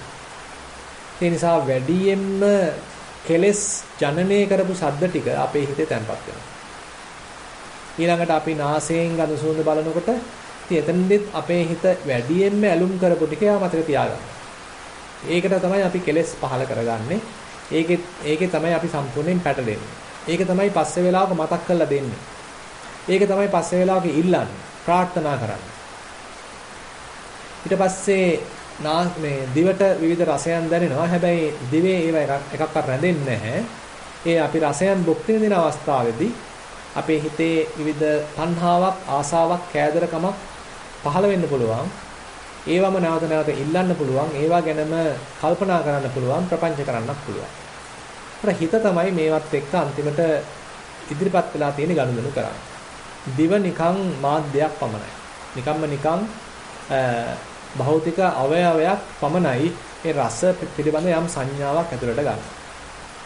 ඊට පස්සේ කයටත් ඒ වගේමයි ස්පර්ශ දැනෙද්දී ඒවා අන්තිමට අනුභව කරන්නේ, ඒවා මතක තියාගන්නේ, ඒවා ගැන නැවත නැවත කල්පනා කරන්නේ, ඒවා නැවත නැවත ඉල්ලන්නේ අපේ මේ හිත. ඒ නිසා අපේ හිත මේ ඉඳුරන් පරිහරණය කිරීම නිසා අන්තිමට කෙලසෙනවා කියලා කියන්න පුළුවන්. ඒ නිසා පුංචි කාලේ පුංචි දරුවෙක්ගේ හිත මේ වැඩිහිටියෙක්ගේ තරම් කෙලෙසිලා නැහැ. මොකද පුංචි කාලේදී අපි තාම ඒ තරම් අරමුණු ඇතුළට අරගෙන නැහැ. රූප බලලා නැහැ, ශබ්ද අහලා නැහැ, ගඳ සුවඳ බලලා නැහැ, රස බලලා නැහැ, ස්පර්ශයන් ලබලා නැහැ වැඩිහිටියෙක් තරම්. ඒ නිසා පුංචි දරුවෙක්ගේ මනස සෑහෙන්න නොකිලිටි මනසක්. පිරිසුදු මනසක් තියෙනවා කියලා කියන්න පුළුවන්. නමුත් අපි ඉස්කෝලේ යනකොට ඊට පස්සේ ටික ටික අපි වැඩි වියටපත් වෙනකොට අපි පොත්පත් බලනවා, පත්තර බලනවා, අන්තර්ජාලයට යනවා, චිත්‍රපටි බලනවා, සංගීතය හදාරනවා, අනිත් අයත් එක්ක දේවල් කතා බහ කරනවා. ඉතින් මේ වගේ විවිධාකාර ක්‍රමෝපායන් හරහා අපි අපේ මනසට පුදුම විදිහට තොරතුරු ඇතුළත් කරගන්නවා. අද තියෙන තොරතුරු තාක්ෂණ යුගයක්. ඉතින් බොහොම පහසුවෙන් අපිට මේ තොරතුරු අපේ ඉඳුරන් හරහා ඇතුළට අරගන්න පුළුවන්. අපිත් ඉතින් ඒක අපේ දක්ෂතාවයක් කියලා සලකලා, ඒක තමයි අපේ අධ්‍යාපනය කියලා සලකලා, ඒක තමයි අපේ වත්පොහසත්කම කියලා සලකලා පුළුවන් තරම් තොරතුරු වැඩි වැඩියෙන් අපේ හිත ඇතුළට ගන්න, ඒවා තැම්පත් කරගන්න, නැවත නැවත මතක් කරගන්න උත්සාහන්ත වෙනවා, මතක තියාගන්න උත්සාහන්ත වෙනවා. අන්තිමට හිත එන්න පිරෙනවා. හිත දෝරේ ගලන්න පටන් ගන්නවා. හිත මේ උතුරලා යන්න පටන් ගන්නවා මේ අපි දාගත්ත අරමුණු නිසා. ඒ නිසා පින්වත්නි මෙන්න මේ බඳු පසුබිමක තමයි අපි සාමාන්‍යයෙන් කටයුතු කරන්නේ. මේ ඉඳුරන් පරිහරණය නිසා අපේ හිත නිරන්තරයෙන්ම වෙහෙසටපත් වෙනවා. මෙන්න මේ වෙහෙසටපත් වීම කොහොමද අපි අවම කරන්නේ? දැන් මේ අවම කරන එක උපක්‍රමයක් තමයි මේ ඉන්ද්‍රිය සංවරය කියලා කියන්නේ. ඒ කියන්නේ ඇහැ තිබුණ පළියට රූප බලන්න යන්නේ නැහැ. කන තිබුණ පළියට ශබ්ද අහන්න යන්නේ නැහැ. නාසය තිබුණ පළියට ගඳ සුවඳ බලන්න යන්නේ නැහැ. දිව තිබුණ පළියට රස බලන්න යන්නේ නැහැ. කය තිබුණ පළියට ස්පර්ශයන් භුක්ති විඳින්න යන්නේ නැහැ. මනස තිබුණ පළියට කල්පනා කරන්න යන්නෙත් නැහැ. ඉතින් එහෙනම් අපේ පැත්තෙන් වගකීමක් තියෙනවා මේ ඉඳුරන් තිබුණා කියලා ඒවාට කැමති විදිහට හැසිරෙන්න නොදී ඒවා යම් පමණක හික්මවා ගන්න. ඒ නිසායි අපි සීලයක් සමාදන් වෙන්නේ නච්ච ගීත වාදිත විසෝක දස්සන මාලා ගන්ධ විලේපන ධාරණ මණ්ඩන විභූෂණට්ඨානා වේරමණී කියලා අපි ශික්ෂාපද සමාදන් වෙන්නේ. ඒ උසුළු විසුළු කිරීම නැත්තම් නැටුම් ගැයුම් ඒ වගේ අර බැලීම නිසා ඇසීම නිසා ඉඳුරන් හරහා හිතේ සිද්ධ වෙන ඒ මුලාව අවම කරගන්න අපි උත්සාහන්ත වෙනවා. ඒ නිසා බුදුරජාණන් වහන්සේ දේශනා කරනවා චක්කුණා රූපං දිස්වා න නිමිත්තක් ගාහි නානු න නිමිත්තක් ගාහි හෝති නානු ව්‍යංජනක් ගාහි. ඒ කියන්නේ ඇහෙන් රූපයක් දැකලා ඒවැ නිමිති ගන්න යන්නේ. ඒවැ තව ලකුණු බලන්න යන්නේ. ආපහු හැරිලා බලන්න යන්නේ. ළඟට ගිහිල්ලා බලන්න යන්නේ. යත්වාදිකරණ මේතං චක්ඛුන්ද්‍රයන් අසංගතං විහෙරන්තං අභිඤ්ඤා දෝමනස්සා පාපකා කුසල ධම්මා අන්වාස්ස වෙය්‍යුම් තස්ස සංවරාය පටිපංචති රක්ඛති චක්ඛුන්ද්‍රය චක්ඛු ඉන්ද්‍රියේ සංවරං ආපංචති. දැන් මේ ඇහැ ගැන බුදුරජාණන් වහන්සේ දේශනා කරනවා මේ ඇහැට රූපයක් ආපාදගත වුනහම මේ විශේෂ ඇල්මකින් ඒක දිහා බලන්න, ඒක ගැන ඇලෙන්න, ඒකේ තියෙන අණු ව්‍යංජන ගන්න, ලකුණු ගන්න ඒවට යන්නේ නැහැ. ඒවා කරන්න ගියොත් ආයෙත් ඔන්න හිත ගිහිලා ඒවත් එක්ක පැටලෙනවා. ආයෙත් හිතේ රාගයක් පහළ වෙනවා. ආයෙත් හිතේ ද්වේෂයක් පහළ වෙනවා. දැඩි ලෝභයක් පහළ වෙනවා. ඒ නිසා එහෙම ඒ කෙලෙස් පහළ නොවන අන්දමින් මේ ඉඳුරන් පරිහරණය කරන්න උත්සාහන්ත වෙනවා.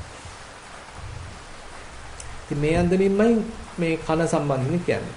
දිව, නාසය, කය, මනස ගැනත් බුදුරජාණන් වහන්සේ මේ විදිහටම කියනවා මේ ඉඳුරන් පරිහරණය ටිකක් පරිස්සමෙන් කරනවා. තෝරලා බේරලා තමයි අරමුණු ඇතුළට අරගන්නේ. දැන් පින්වත්නි අපේ හිත දැනටමත් සෑහෙන දුරකට කෙලසිලා තියෙනවා කියලා කියන්න පුළුවන්. මම කලින් විස්තර කරා වගේ මේ පුංචි දරුවෙකුට සාපේක්ෂව වැඩිහිටි වෙන්න අපේ මනසට අපි දාගන්න මේ নানা ප්‍රකාර අරමුණු නිසා, වග විභාගයක් නැතිව ඇතුළට ගන්න අරමුණු නිසා අපේ හිත නිරන්තරයෙන්ම කෙලසෙනවා. නිරන්තරයෙන්ම මේක අවුල් ජාලාවක් බවට පත් වෙනවා. ඉතින් මේක නිරන්තරයෙන් අපි තව කර කොච්චර භාවනා කරත් ලොකු මේ ආනිසංසයක් ලැබෙන්නේ නැහැ. මොකද අපි හොද මඩේ දාන එක තමයි කරන්නේ. දැන් අපිට පුළුවන්ද මේ අපි භාවනාවක් කරද්දී නැවත අලුතෙන් ඇතුළට කෙලස් අරගන්න නැති වෙන්න කටයුතු කරන්න. අඩුම තරමින් අපේ ඉඳුරන් පරිහරණයේදී තව හිත කෙලස ගන්න නැතිව ඉන්න අපිට උත්සාහන්ත වෙන්න එහෙනම් සිද්ධ වෙනවා. දැන් පින්වත් උදාහරණයක් වශයෙන් කියනවා නම් නැත්නම් උපමාවක් වශයෙන් කියනවා නම් අපි හිතමු අපේ ගඟක මුහුදක ඔරුවකින් හරි නැවකින් හරි යනවා. දැන් එතකොට බාක් හරි හේතුවකට අපි හිතමු මේකේ පතුල හිල් වෙලා ඇතුළට වතුර ගලාගෙන එනවා. දැන් එහෙමනම් ඉතින් අපි කියමු එක්කෙනෙක් ඔන්න වතුර ඉහින්න පටන් ගන්නවා. හැබැයි ඉතින් තාමත් ඇතුළට වතුර එනවා නම් කවදාවත් මේක ඉහලා අවසන් කරන්න බෑ. මොකද තාම වතුර එනවා. ඇතුළට වතුර එනවා. ඒතකොට මේ ඇතුළට වතුර එනකොට මේ ඉස දැමීම පුලින් පමණක් මේකට විසඳුමක් දෙන්න බෑ. එහෙමනම් ඇතුළට වතුර එන එක වළක්වන්න ඕනේ. මොකද දැනටමත් අපි තුමු වතුර ඇවිල්ලා තියෙන්නේ. අපිට ඒ ටිකත් ඉවත් කරන්න අවශ්‍යයි. හැබැයි තවදුරටත් අලුතෙන් වතුර එන එක වළක්වන එක අත්‍යවශ්‍යයි. ඉතින් ඒ නිසා මේ ඉන්ද්‍රිය සංවරය කියන්නේ තන්නේ වගේ දෙයක්. අපි ප්‍රතිපදාවක් අනුගමනය කරද්දී මේ ඉඳුරන් හරහා තවදුරටත් මේ හිත කෙලසෙන එක, දූෂිත වෙන එක වළක්වා ගැනීම සඳහා අපි උත්සාහන්ත වේවි. සමහර විට අපි ඇහෙන් රූප බලන්නේ නැහැ, ඒ තරම් කනින් ශබ්ද අහන්නේ නැහැ, දිවෙන් රස බලන්නේ නැහැ, නාසයෙන් ගඳ සුවඳ බලන්නේ නැහැ, කයෙන් ස්පර්ශ ලබන්නේ නැහැ කියලා කිව්වොත් එහෙම සමහර විට එhmenan කෙනෙක් ප්‍රශ්න කරන්න පුළුවන්. එතකොට මේ අඳගොළු බිහිරි අය මේ ඉන්ද්‍රිය සංවරයේ කෙල පැමිණලා නේද ඉන්නේ කියලා. ඉතින් ඒ නිසා ඔය ප්‍රශ්නයත් බුදුරජාන් වහන්සේ විසඳලා තියෙනවා. ඒ කියන්නේ මෙතනින් අදහස් වෙන්නේ නැහැ මේ ඇහෙන් රූප නොබලාම සිටීමක්, කනෙන් ශබ්ද නොඅසාම සිටීමක් මෙතනින් බලාපොරොත්තු වෙන්නේ නැහැ. හැබැයි යම් පමණක සංවරයක් කරගන්න පුළුවන් නම් අඩුතරමින් අපි විපස්සනාවකින් අපේ මනස යම් තාක් දුරකට දියුණු කරගන්නා තාක් අපි පරිස්සමෙන් කටයුතු කරනවා නම් මේ ඉඳුරන් පරිහරණය තෝර බේරගෙන කරනවා නම් එහෙමනම් අපිට යම් ආරක්ෂාවක් තියෙනවා. පස්සේ හැබැයි විපස්සනාව කරුණාට පස්සේ රූප දැක්කයි කියලා ඒවෙන් නිමිති නොගන්නා ගතියක් හිතේ හැදෙනවා. ඒකයිල විපස්සනාවේ ආනිසංශයක්. ඒකයිල සතිපට්ඨානයේ ආනිසංශයක්. ඉතින් එතනට එනකන් හැබැයි අපි සෑහෙන පරිස්සම් වෙන්න එක අවශ්‍යයි. එහෙම නැත්නම් අපි තව ඒ නිමිති අනු ව්‍යංජන ගන්න ගිහිල්ලා හිත කෙලසෙන එක නිරන්තරයෙන් සිද්ධ වෙනවා. ඊළඟට බුදුරජාන් වහන්සේ මේ ඉන්ද්‍රිය සංවරය දේශනා කළාට පස්සේ සති සම්පජඤ්ඤේන සමන්නාගතෝ හෝති කියලා සති සම්පජඤ්ඤයෙන් යුක්තව වාසය කිරීම ගැන දේශනා කරනවා. දැන් මේ පිටුතුන් දන්නවා මුලින් සතිය පිහිටවා ගැනීම වැදගත්. ඒ කියන්නේ අපි හිතමු අතීතයෙන් හිත මුදවාගෙන අනාගතයෙන් හිත මුදවාගෙන සෑහෙන දුරකට හිත සංවර කර ගැනීම. ඒවැය එහෙ මෙහෙ යන්න නොදී හීලය කර ගැනීම.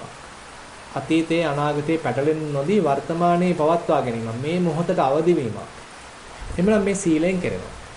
මේ සමායන සතියෙන් කෙරෙනවා. දැන් මේ සතියෙන් පමණක් සෑහීමකටපත් නොවි ඊට පස්සේ මේ සතිය අපි ව්‍යප්ත කරන්න අපේ එදිනදා ජීවිතයට සම්බන්ධ කරගන්න ඊළඟට උත්සාහත් වෙනවා. එයා එතකොට ඉස්සරහා බලනකොට සිහිය පිහිටවනවා. පැත්ත බලනකොට සිහිය පිහිටවනවා. ආහාර අනුභව කරනකොට සිහිය පිහිටවනවා. වතුර ටිකක් බොනකොට සිහිය පිහිටවනවා. අපි නුදත් ටික මදිනකොට සිහිය පිහිටවනවා. ඊළඟට ඇවිදිනකොට සිහිය පිහිටවනවා. හිටගෙන ඉන්නකොට සිහිය පිහිටවනවා. නිදාගෙන ඉන්නකොට සිහිය පිහිටවනවා. ඉඳගෙන ඉන්නකොට සිහිය පිහිටවනවා. ඊළඟට ඇඳුම් පැළඳුම් අඳිනකොට පළඳිනකොට සිහිය පිහිටවනවා. ඊළඟට කනකොට බොනකොට ඒ වගේ කටයුතු වලදී සිහිය පිහිටවනවා. ඒ තියා මේ වැසිකිලි කැසිලි කරනකොටත් සිහිය පිහිටවන්න උත්සාහන්ත වෙනවා. ඉතින් මේ විදිහට බුදුරජාණන් වහන්සේ දේශනා කරනවා. එයා අවදි වෙලා ඉන්නකොට සිහිය පිහිටවනවා. කතා කරනකොට සිහිය පිහිටවනවා. නිශ්ශබ්දව ඉන්නකොට සිහිය පිහිටවනවා. මේ සෑම තැනකදීම සිහිය දියුණු කරන්න සිහිය පිහිටවන්න උත්සාහන්ත වෙනවා. වෙනත් වචන වලින් කියනවා නම් මේ ලෝකේ ප්‍රകൃතියේ ජීවත් වෙන්න උත්සාහන්ත වෙනවා. සාමාන්‍යයෙන් අපේ හිත අතීතයේ අනාගතයේ සැරිසරමින් සිහින ලෝකේ තමයි ජීවත් වෙන්න කැමැත්තක් දක්වන්නේ. නමුත් දැන් අපි සතිය දිනු කරන්න ගත්තට පස්සේ ඒ සිහින ලෝකවල සැරිසරනවා වෙනුවට මේ වර්තමාන මොහොතේ ප්‍රകൃතියේ යථාර්ථයේ ජීවත් වෙන්න උත්සාහන්ත වෙනවා. මුලාවෙන් ඈත් වෙලා කටයුතු කරන්න උත්සාහන්ත වෙනවා.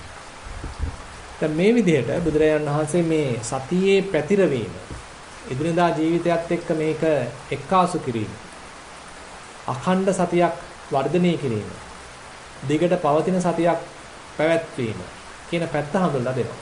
ඒකට මේකෙම තව පැත්තක් තමයි සාත්තක සම්පජඤ්ඤය, ගෝචර සම්පජඤ්ඤය, සප්පාය සම්පජඤ්ඤය, අසම්මෝහ සම්පජඤ්ඤය කියලා ඔය අටුවාචාර්යින් වහන්සේ දේශනා කරලා තියෙන්නේ, සකස් දීලා තියෙන්නේ. ඒ කියන්නේ අපි වැඩක් කරන්න යනකොට ඒ වැඩෙන් යම්සි අර්ථයක් තියෙනවද? මේක මට වැඩදායී දෙයක්ද? අර්ථ සම්පන්න දෙයක්ද? කියලා අපිට විමසලා බලලා තමයි මේ වැඩේ කරන්නේ. සමහරවිට වැඩේ කරගෙන යන අතරතුරදිත් ඒ විමසීම කරනවා. වැඩේ කළා හමාරු වුණාට පස්සෙත් ඒ විමසීම කරනවා මේ කරපු වැඩේ මට අර්ථවත් දෙයක්ද? ප්‍රයෝජනවත් දෙයක්ද? කියලා විමසලා බලනවා. ඒ වගේමයි ඒ වැඩේ සප්පාය දෙයක්ද? මේ මට ගැළපෙන වැඩක්ද? මේ කාලයට ගැළපෙන, මගේ කරගෙන වෘත්තියට ගැළපෙන, නැත්නම් මගේ සීලයට ගැළපෙන, මම රකින්න ප්‍රතිපදාවට ගැළපෙන දෙයක්ද කියලා එයා බලන්න උත්සාහන්ත වෙනවා. විමසන්න උත්සාහන්ත වෙනවා. ඒ වගේම මේ වැඩේ කරද්දී මේ සතර සතිපට්ඨාන ධර්මයන්ගේ හිත පිහිටුවාගෙන ඒ වැඩේ කරන්න උත්සාහන්ත වෙනවා. ගෝචර මේ සම්පජඤ්ඤය කියන්නේ ඒකයි. ඒ අපි කායිකව නම් යම්සි වැඩක් කරන්න තියෙන්නේ. එතකොට මේ කායानुපස්සනාවේ හිත නිරත කරන්න උත්සාහන්ත වෙනවා.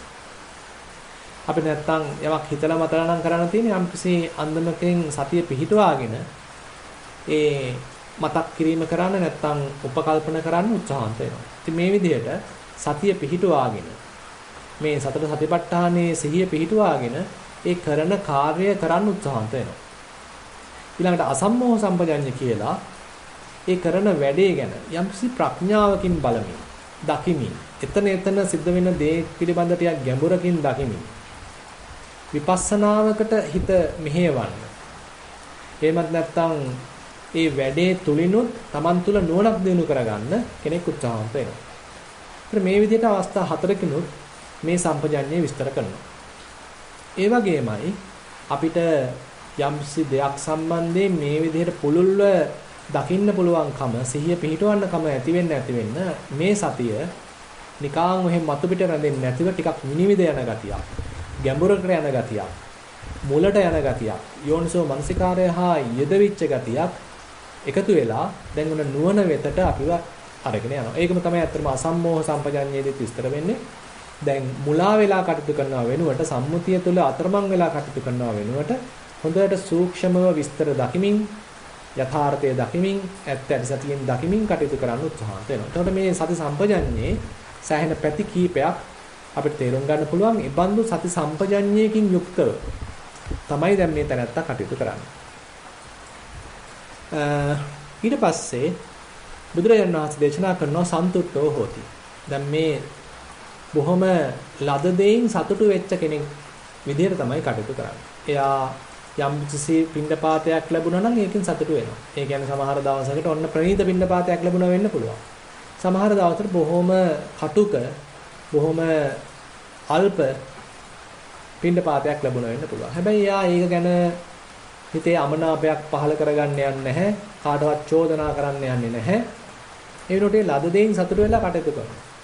ඊළඟට ලැබුණ සිවුර අපි හිතමු රූක්ෂ සිවුරක් වෙන්න පුළුවන්, බොහොම සිනිඳු සිවුරක් වෙන්න පුළුවන්, කැමැති සිවුරක් වෙන්න පුළුවන්, කැමැති පාටකින් යුක්ත එකක් වෙන්න පුළුවන්. එහෙම නැත්නම් අකමැති පාටකින් යුක්ත එකක් වෙන්න පුළුවන්. ඒක ගැළපෙනවා නම්, ඒක විනයට සරිලනවා නම්, එහෙමනම් ඉතින් මේක මේ ගොරෝසු සිවුරක්ය, සිනිඳු සිවුරක්ය, වටිනා සිවුරක්ය එහෙම කියලා මේ හොයන්න බලන්න නැහැ. ඒ වෙනුවට Tamanට මේ ගැළපෙන සිවුරක් එහෙමත් නැත්නම් කැපසරුප් සිවුරක් නම් මේ ලැබිලා තියෙන්නේ. ඒක පරිහරණය කරනවා. ඒකෙන් සතුටු වෙනවා. ඊළඟට මේ ලැබිලා තියෙන සේනාසනය Tamanට යැපෙන්න පුළුවන් නම් ඒක ලොකු මහා විශාල එකක් නොවුනට ඒ Tamanගේ ආධ්‍යාත්මික ජීවිතය ගත කරන්න උවමනා කරන පහසුකම් ටික එතනින් සැලසෙනවා නම් අන්න ඒ තුළ තෘප්තිමත් වෙලා වාසය කරනවා. ඒ වගේමයි Tamanට ලැබෙන බෙහෙත් පිළිකර එහෙම නැත්නම් ගිලම්පස ඒවා උත්කෘෂ්ඨම ඒවා නොවුනත් ලැබෙන දේෙන් සතුට වෙලා ජීවත් වෙන්න උත්සාහන්ත වෙනවා. දැන් පින්වත්නි මේ කොටස ඇත්තටම කීපින්වතුන්ටත් අදාළයි. විවිධාකාර ගෙවල් දොරවල් පරිහරණය කරද්දී, යාන වාහන පරිහරණය කරද්දී, ආහාර අනුභව කරද්දී, ඇඳුම් පැළඳුම් අඳිනකොට පළඳිනකොට, බෙහෙත් හේත් ගන්නකොට අපි මේ ජීවිතේ පවත්වනකොට අපි මේ ඉස්තරම්ම දේවල් වලට ගියොත් එහෙම ඉතින් අපිට සමහර විට අපේ ආර්ථිකය කඩා වැටෙන එක තමයි වෙන්නේ. එහෙම නැත්නම් අපි සෝබන වැඩවලට ගියොත් එහෙම ඉතින් අපිම පිරිහෙන එක තමයි වෙන්නේ. හැබැයි අපිට පුළුවන් නම් තියෙන දේෙන් සතුටු වෙන්න. තියෙන දේ ආරක්ෂා කරගන්න. අර පිරිමැස්මෙන් යුතුව කටයුතු කරන්න. අපිට පුළුවන් නම් එහෙමනම් ඉතින් අපිත් එක්තරා අන්දමකින් ආර්ථික වාසියක් ලබනවා. ඒ තුලින් තෘප්තිමත් බවක් ලබනවා. පුළුල් දෘෂ්ටි කෝණයෙන් බලනකොට රටක් වශයෙන් උත් අපිට එක්තරා අන්දමක අවස්ථාවක් ලැබෙනවා. ඒ නිසා ඒ ආදි සිංහලයාගේ තිබිලා තියෙනවා ඒ අර්පිරිමැස්ම. ආදි සිංහලයාගේ තිබිලා තියෙනවා ඒ ලද දෙයින් සතුටු වීම. ඉතින් වර්තමානට එනකොට අපි මේ පුදුම විදිහේ මේ අන්ධානුකරණයකට ගිහිල්ලා අපි මේ අපි ගාව නැති දේවල් ගැනම කතා කරමින් මේ නැති දේවල් වලටම අවධානය යොමු කරමින් පිට රටවලට ආයාචනා කරමින් නැති දේවල්ම ඉල්ලමින් පුදුමාකාර අප්‍තෘප්තිකර ජීවිතයක තමයි වාසය කරන්නේ. නමුත් මේ සන්තුට්ඨෝ හෝති කියලා බුදුරජාණන් වහන්සේ දේශනා කරන්නේ ඒකේ සම්පූර්ණ අනිත් පැත්ත. අපි මේ අපේ හැටියට ජීවත් වෙනවා. ලදපමණින් සතුට වෙනවා. අප්‍තෘප්තිමත් බවින් අයින් වෙලා තෘප්තිමත් ජීවිතයක් ගත කරනවා. සතුටින් ජීවත් වෙන්නේ. මේ මහා දෙයක් නැහැ. හැබැයි හිතේ සතුට තියෙනවා. දැන් මේ පිංගුතුන් දකින්න නැති මේ ළඟදී පළ වෙලා තිබුණා ලෝකේ ඉන්න සතුටින් ඉන්න මිනිස්සු ගැන එක්තරා වාර්තාවක්. ඉතින් ලංකාවේ ඉන්නේ සෑහෙන ඈතක. නමුත් සමහර දුප්පත් රටවල් ඉන්නවා. ඒ මිනිස්සු දුප්පත් වුණාට මොකද සතුටින් ජීවත් වෙනවා. ඒ සතුටින් ඉන්න මිනිසුන් අතර ඒ අය මුල් තැන්වල ඉන්නවා. ඒ නිසා මේ සතුටින් ඉන්නවා කියන එකට මහා ගොඩක් ආර්ථික සම්පත් තිබීම නෙමෙයි වැදගත් වෙන්නේ. අපි තුල මෙන්න මේ ආකල්ප දියුණු වෙනවා නම් අපි තුල ඒ සතුටින් සිටීමේ ලද දෙයින් සතුටු වීමේ ආකල්ප දියුණු වෙනවා නම් මේ පොඩි දෙයක් තිබිලත් ඒකෙන් තෘප්තිමත් වෙලා සතුටින් ජීවත් වෙන්න පුළුවන් ගතියක් ඇති වෙලා තියෙනවා. ඉතින් මේ විදිහට බුදුරජාණන් වහන්සේ කාරණා කීපයක් මතක් කරනවා. එකක් ඒ උතුම් වූ සීලයෙන් සමන්නාගත වෙනවා. ඉන්ද්‍රිය සංවරයෙන් සමන්නාගත වෙනවා. සති සම්පජඤ්ඤයෙන් යුක්ත වෙනවා. ඊට පස්සේ මේ ලද දෙයින් සතුටු වෙන තෘප්තිමත් බවකින් සතුටකින් යුක්තව කටයුතු කරනවා. ඉතින් මේ විදිහට දැන් බුදුරජාණන් වහන්සේ දැන් ඒ තනත්තා එහෙම නැත්නම් මේ ප්‍රතිපදාවක නියැලෙන කෙනා ඒ ප්‍රතිපදාවට අවතීර්ණ වෙලා ප්‍රායෝගිකව හැසිරෙන ආකාරය කායිකව වාචසිකව විශේෂයෙන් හැසිරෙන ආකාරය ගැන මේ අන්දමින් විස්තර කරලා දෙනවා. එහෙමනම් පින්වත්නි අපි ඊළඟ දවසේදී බලමු තව ටිකක් ගැඹුරට යන්න. අද එහෙමනම් මේ පොට්ටපාද සූත්‍රය මුල් කරගත් ධර්ම දේශනාව මම මෙතකින් સમાપ્ત කරනවා.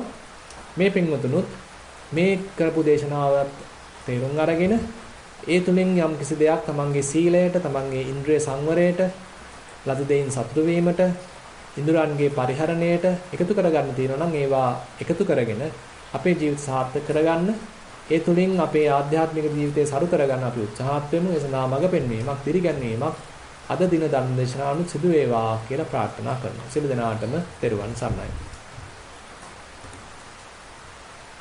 හොඳයි පින්වත්නි, එහෙනම් අපි අද දවසේ යම්සි කෙනෙකුට අද ධර්ම දේශනාව සම්බන්ධයෙන් හෝ එහෙම නැත්නම් තමන්ගේ භාවනාව සම්බන්ධයෙන් හෝ යම්සි ගැටලුවක් ඉදිරිපත් කරන්න තියෙනවා නම් ඉදිරිපත් කරන්න කියලා ආරාධනා කරනවා. එඩ්වඩ් මහතාට තමන්ගේ දහම් ගැටලු ඉදිරිපත් කරන්න පුළුවන්. දේවාන් සල්මේ ස්වාමීන් වහන්සේ හැමදාමත් වගේම වහන්සේ මේ හිමිදිරි උදෑසන මේ අපිට කරන මේ ධර්ම දානමය කුසලය බොහොම අගය කරනවා. දේවාන් සරණයි මේ ස්වාමීන් වහන්සේ උන්නාප බ්‍රාහ්මණ සූත්‍රයේ මේ ආයතන පහ අනුභව කරන්නේ සිතයි කියලා ඒ පරියායෙන් ඒක දේශනා කළා. එතකොට ඊට පස්සේ ඉස්සරහට ගියොත් එහෙම හිත සතියට මේකයි සතිය විමුක්තියට මේකයි කියලා එහෙම ඒ දේශනාවේ ඒ න්‍යායේ මේ එහෙම ගිහිල්ලා තියෙනවා. ඊට පස්සේ චක්ක සූත්‍රය ගත්තොත් ස්වාමීන් වහන්සේ ආයතන 6ම වෙන වෙනම ඒ කියන්නේ මෙහෙම දෙකට කඩන්නේ නැතුව ආයතන 6ම අර කිඹුලා වතුරට අදිනවා බල්ලා ගමට අදිනවා කියලා ආයතන 6ම එකට එකතු කරලා. ඒතකොට මෙතන පහක් වෙන් කළා ඒකට අනුභව කරන ආයතනයක් විදිහට සිත පෙන්නලා එතන පොඩි මේ නිකන් මට පොඩි පරස්පරයක් නෙවෙයි අතර මට ඒක තේරෙන්නේ නැහැ ස්වාමීන් වහන්සේ ඒකේ කොහොමද අපි ගලපගන්නේ කියලා ඒක පොඩ්ඩක් පැහැදිලි කරලා දෙනවා නම් බොහොම පිංසක්. හොඳයි. අතරම දැන් අපි මේ වෙනකොට කරලා අවසන් කරපු අර සලායතන හා සම්බන්ධ සූත්‍රයේදී දැන් මට මතකයි මම පෙන්නුවා එක්තරා chart එකක්. ඒ කියන්නේ අර ඇහැට රූප කනට ශබ්ද ඒ ආයතන හා සම්බන්ධ ගනුදෙනු කිරීමක් සිද්ධ වෙනවා. හැබැයි මනස කියන එකට මේ ඔක්කොමලව ගෝචර කරගන්න පුළුවන්. දැන් ඇහැට නම් රූප විතරයි ගෝචර වෙන්නේ කනට නම් ශබ්ද විතරයි. නමුත් මනසට රූපත් ගෝචර කරගන්න පුළුවන්. ශබ්දත් ගෝචර කරගන්න පුළුවන්. ගඳ සුවඳත් ගෝචර කරගන්න පුළුවන්. රසත් ගෝචර කරගන්න පුළුවන්. ස්පර්ශයත් ගෝචර කරගන්න පුළුවන්. මනසට එන අරමුණුත් ගෝචර කරගන්න පුළුවන්. ඉතින් එතකොට මේ මනසේ යම් සුවිශේෂත්වයක් තියෙනවා. අර ආයතන පහක් ගැන විතරයි අපිට කතා කරන්න පුළුවන් අර ඒවට විශේෂ වූ ගෝචර භූමියක් තියෙනවා කියලා. හැබැයි මනසට එහෙම නැහැ. මනසට තියෙන්නේ බොහොම පොදු ගෝචර භූමියක්. මනසට පුළුවන් මේ රූප, ශබ්ද, ගන්ධ, රස, ස්පර්ශ, ධම්ම කියන මෙන්න මේ කොටස් පහ ගැනම යම්කිසි අවබෝධයක් ඇති කරගන්න. එහෙම නැත්නම් ඒවා ගැන විස්තර තේරුම් කර ගැනීමක් කරගන්න.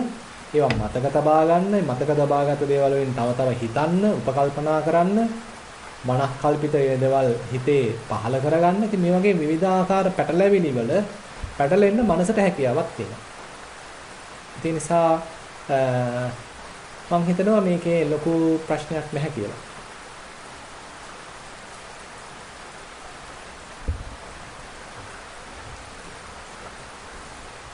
තේරුවන් සරණයි ස්වාමීන් වහන්සේ. එතකොට අපි අර දකින්න ඕන මේකේ අර අන්‍යෝන්‍ය ඒ කියන්නේ ඩිපෙන්ඩන්සි එකත් අපි දකින්න ඕන ස්වාමීන් වහන්සේ. නැත්තම් මේව ඇත්තටම තියෙන දේවල් නෙවෙයිද? අනේ ඒකට පොඩ පැහැදිලි කරනවා නම් ස්වාමීන් වහන්සේ කොහොමද? ඔව්. තියෙන දේවල් නෙමෙයිද කියන එකෙන් මහත්ය මොකද්ද අදහස් කරේ? ඒ කියන්නේ ස්වාමීන් වහන්සේ මේ අපි මෝඩකමට හදා ගන්නවා කියලා දැන් අර මම එතන තව පොඩ්ඩක් මගේ මේ අනේ මගේ වැරදි වැඩකින් තියෙනවා නම් ඒ පොඩ්ඩක් නිවැරදි කරන්න. දැන් බුදුහාමුදුරුවෝ අර දේශනා කරනනේ ස්වාමීන් වහන්සේ මේ ඉන්න සත්වයක් නැති කරනවා කියන එකත් මම කියන්නේ නැහැ. මේ මෝඩකමටමයි මේක හදාගෙන තියෙන්නේ කියන අදහස. ඒකට අර මේක මේ ඇත්තටම මේ ආයතන පවතින දේවල් නෙවෙයි, ඇත්තටම මේ මෝඩකමටම හදාගත්ත දේවල් වගේ කියලා ස්වාමීන් වහන්සේ මම හිතන්න උත්සාහ කරනවා. ඒකේ මම හරි වැරද්දක් තියෙනවා ස්වාමීන් වහන්සේ. හරි මට තේරුණා. දැන් ඇත්තටම මේ ආයතන හරහා අපි කෙනෙක් හදන්න ඉඩ තියෙනවා. ඇහැ හරහා කෙනෙක් හදන්න, කන හරහා කෙනෙක් හදන්න, දිව, නාසය, කය, මනස හරහා කෙනෙක් හදන්න ඉඩ තියෙනවා. එතන තමයි ඉතින් අපිට වරදින්නේ. ඉතින් එතකොට මේ ආයතන පරිහරණය හරහා අපි කොහොමද මම ආයනයක් සිද්ධ කරන්නේ? මමෙක් හදන්නේ, කෙනෙක් හදන්නේ, පුද්ගලයෙක් හදන්නේ, සත්වෙක් හදන්නේ. කොහොමද කියලා දකින්න පුළුවන් නම් එතකොට කෙනෙක් හදන ගතිය අයින් වෙලා, කෙනෙක් හදන ගතිය අඩු වෙලා, සත්වෙක් පුද්ගලයෙක් හදන ගතිය අඩු වෙලා හුදෙක් ආයතන පරිහරණයක් පමණක් සිද්ධ වෙන තැනකට යන්න ඉඩ තියෙනවා. දැන් උදාහරණයක් වශයෙන් කියනවා නම් කෙනෙක් හදන්න, පුද්ගලයෙක් හදන්න නම් අනිවාර්යයෙන්ම මෙතන උපාදානයක් සිද්ධ වෙන්න අවශ්‍යයි. අනිවාර්යයෙන් මෙතන සංයෝජන වශයෙන් කෙලෙස් වල යම්සි අවදිවීමක් සිද්ධ වෙන්න අවශ්‍යයි. එතකොට දැන් හිතමු අපි යම්සි කෙනෙක් ධම්මානුපස්සනාවක එහෙම නිරත වෙනවා නම් එයා ධම්මානුපස්සනාවේ ආයතන කොටසක් එහෙම පරිහරණය කරනවා නම් භාවනාවක් වශයෙන් වඩනවා නම් ඇහැට රූපයක් ආපාදගත වෙච්ච ගමන් එයාගේ හිතේ අපි හිතමු ඔන්න ආසාවක් පහළ වුණා නම් එතකොට ඔන්න ඒ තුනම දකින්න. ඇහි සම්බන්ධය, රූපයේ සම්බන්ධය සහ ඒ නිසා පහළ වෙච්ච මේ ක්ලේශයේ ස්වභාවය කියන මේ දේ දැක්කොත් එයාට තේරෙනවා මේ කාරණා කීපයක් නිසා තමයි දැන් මේ ක්ලේශයක්, බැඳීමක්, සංයෝජනයක් පහළ වෙලා තියෙන්නේ. දැන් එහෙමනම් මෙතන මේ සංයෝජනය පහළ වෙන එක මට බැරිද වළක්ව ගන්න? මේ ක්ලේශය පහළ වෙන එක වළක්ව ගන්න බැරිද? එතන සිහිය පවත්වලා මේ කටයුත්ත හිතේ තවදුරටත් නිකන් පටලැවිල්ලක් ඇති කරගන්න නැති තත්වෙට නැවත ශාන්ත තත්වයකට පත් කරගන්න බැරිද? කියලා අන්න ඉන්ද්‍රිය සංවරයක් කරගන්න යා උත්සාහන්ත වෙනවා. ඒ වෙනකොට ඇත්තට මෙයා තේරුම් අරගෙන තියෙන්න ඕනේ ඉතින් මේ කිසිවක් උපාදාන නොකර අනිශ්චිතව වාසය කරන්න පුළුවන් හැකියාවක් ගැන එයාට මේ වෙනකොටත් සෑහෙන අවබෝධයක් තියෙනවා නම් එයා ඒ ඉන්ද්‍රයන් හරහා පැමිණිච්ච ඒ යම්කිසි කැමැත්ත හෝ අකමැත්ත හෝ ආසාව හෝ දේශය හෝ ඒකේ පැටලි ඉන්නව වෙනුවට ඒක පැත්තකට දාලා ආයෙත් හිත විවේක කරගන්න ආයෙත් හිත පටලැවිලි වලින් මුදව ගන්න තමයි උත්සාහන්ත වෙන්නේ. නැවතත් හිත සංසුන් වෙනවා. නැවතත් හිත උපාදාන වලින් තොර තත්වයකටපත් වෙනවා. උපාදාන වලින් තොරයි කියලා කියන්නේ එතකොට සත්‍යයක් පුජ්‍යලෙක් මමෙක් එතන නැහැ.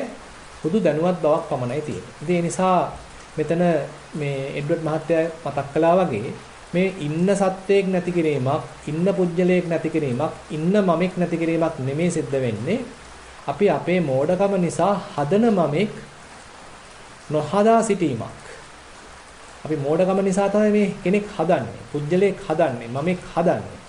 ඒතර ඔන්න ඔය ඒ හදන මමයා නොහදා සිටීමක්. හදන සත්වයක්, පුජ්‍යලයක්, තැනැත්තෙක්, අම්මා කෙනෙක්, තාත්තා කෙනෙක්, ස්ත්‍රියක්, පුරුෂයෙක් ඉතින් වගේ අපි නම්ගම් දීගෙන අපි හදාගන්න දේවල් ටික අයින් කළා මේ හිත සංසුන් කර ගැනීම. කෙනෙක් පුජ්‍යලයක් නොහදා සිටීමක්. වෙනත් වචන වලින් කියනවා නම් අතම්මයතාවයට අවස්ථාව සැලසීමක්, ඉඩ දීමක්. අපිට කරන්න පුළුවන් නම් අන්න ඒක තමයි වැදගත් වෙන්නේ. එතකොට අපිට කියන්න පුළුවන් මේ ඇත්තටම හිටපු කෙනෙක් ඉඳලා නැහැ මෙතන. අතීතෙදම කෙනෙක් පුජ්‍යලයක් මමෙක් ඉඳලා නැහැ. නමුත් අපේ තියෙන අවිද්‍යාව ඉස්මතු වෙච්ච වෙලාවෙදී අපි කෙනෙක් හදලා තියෙනවා.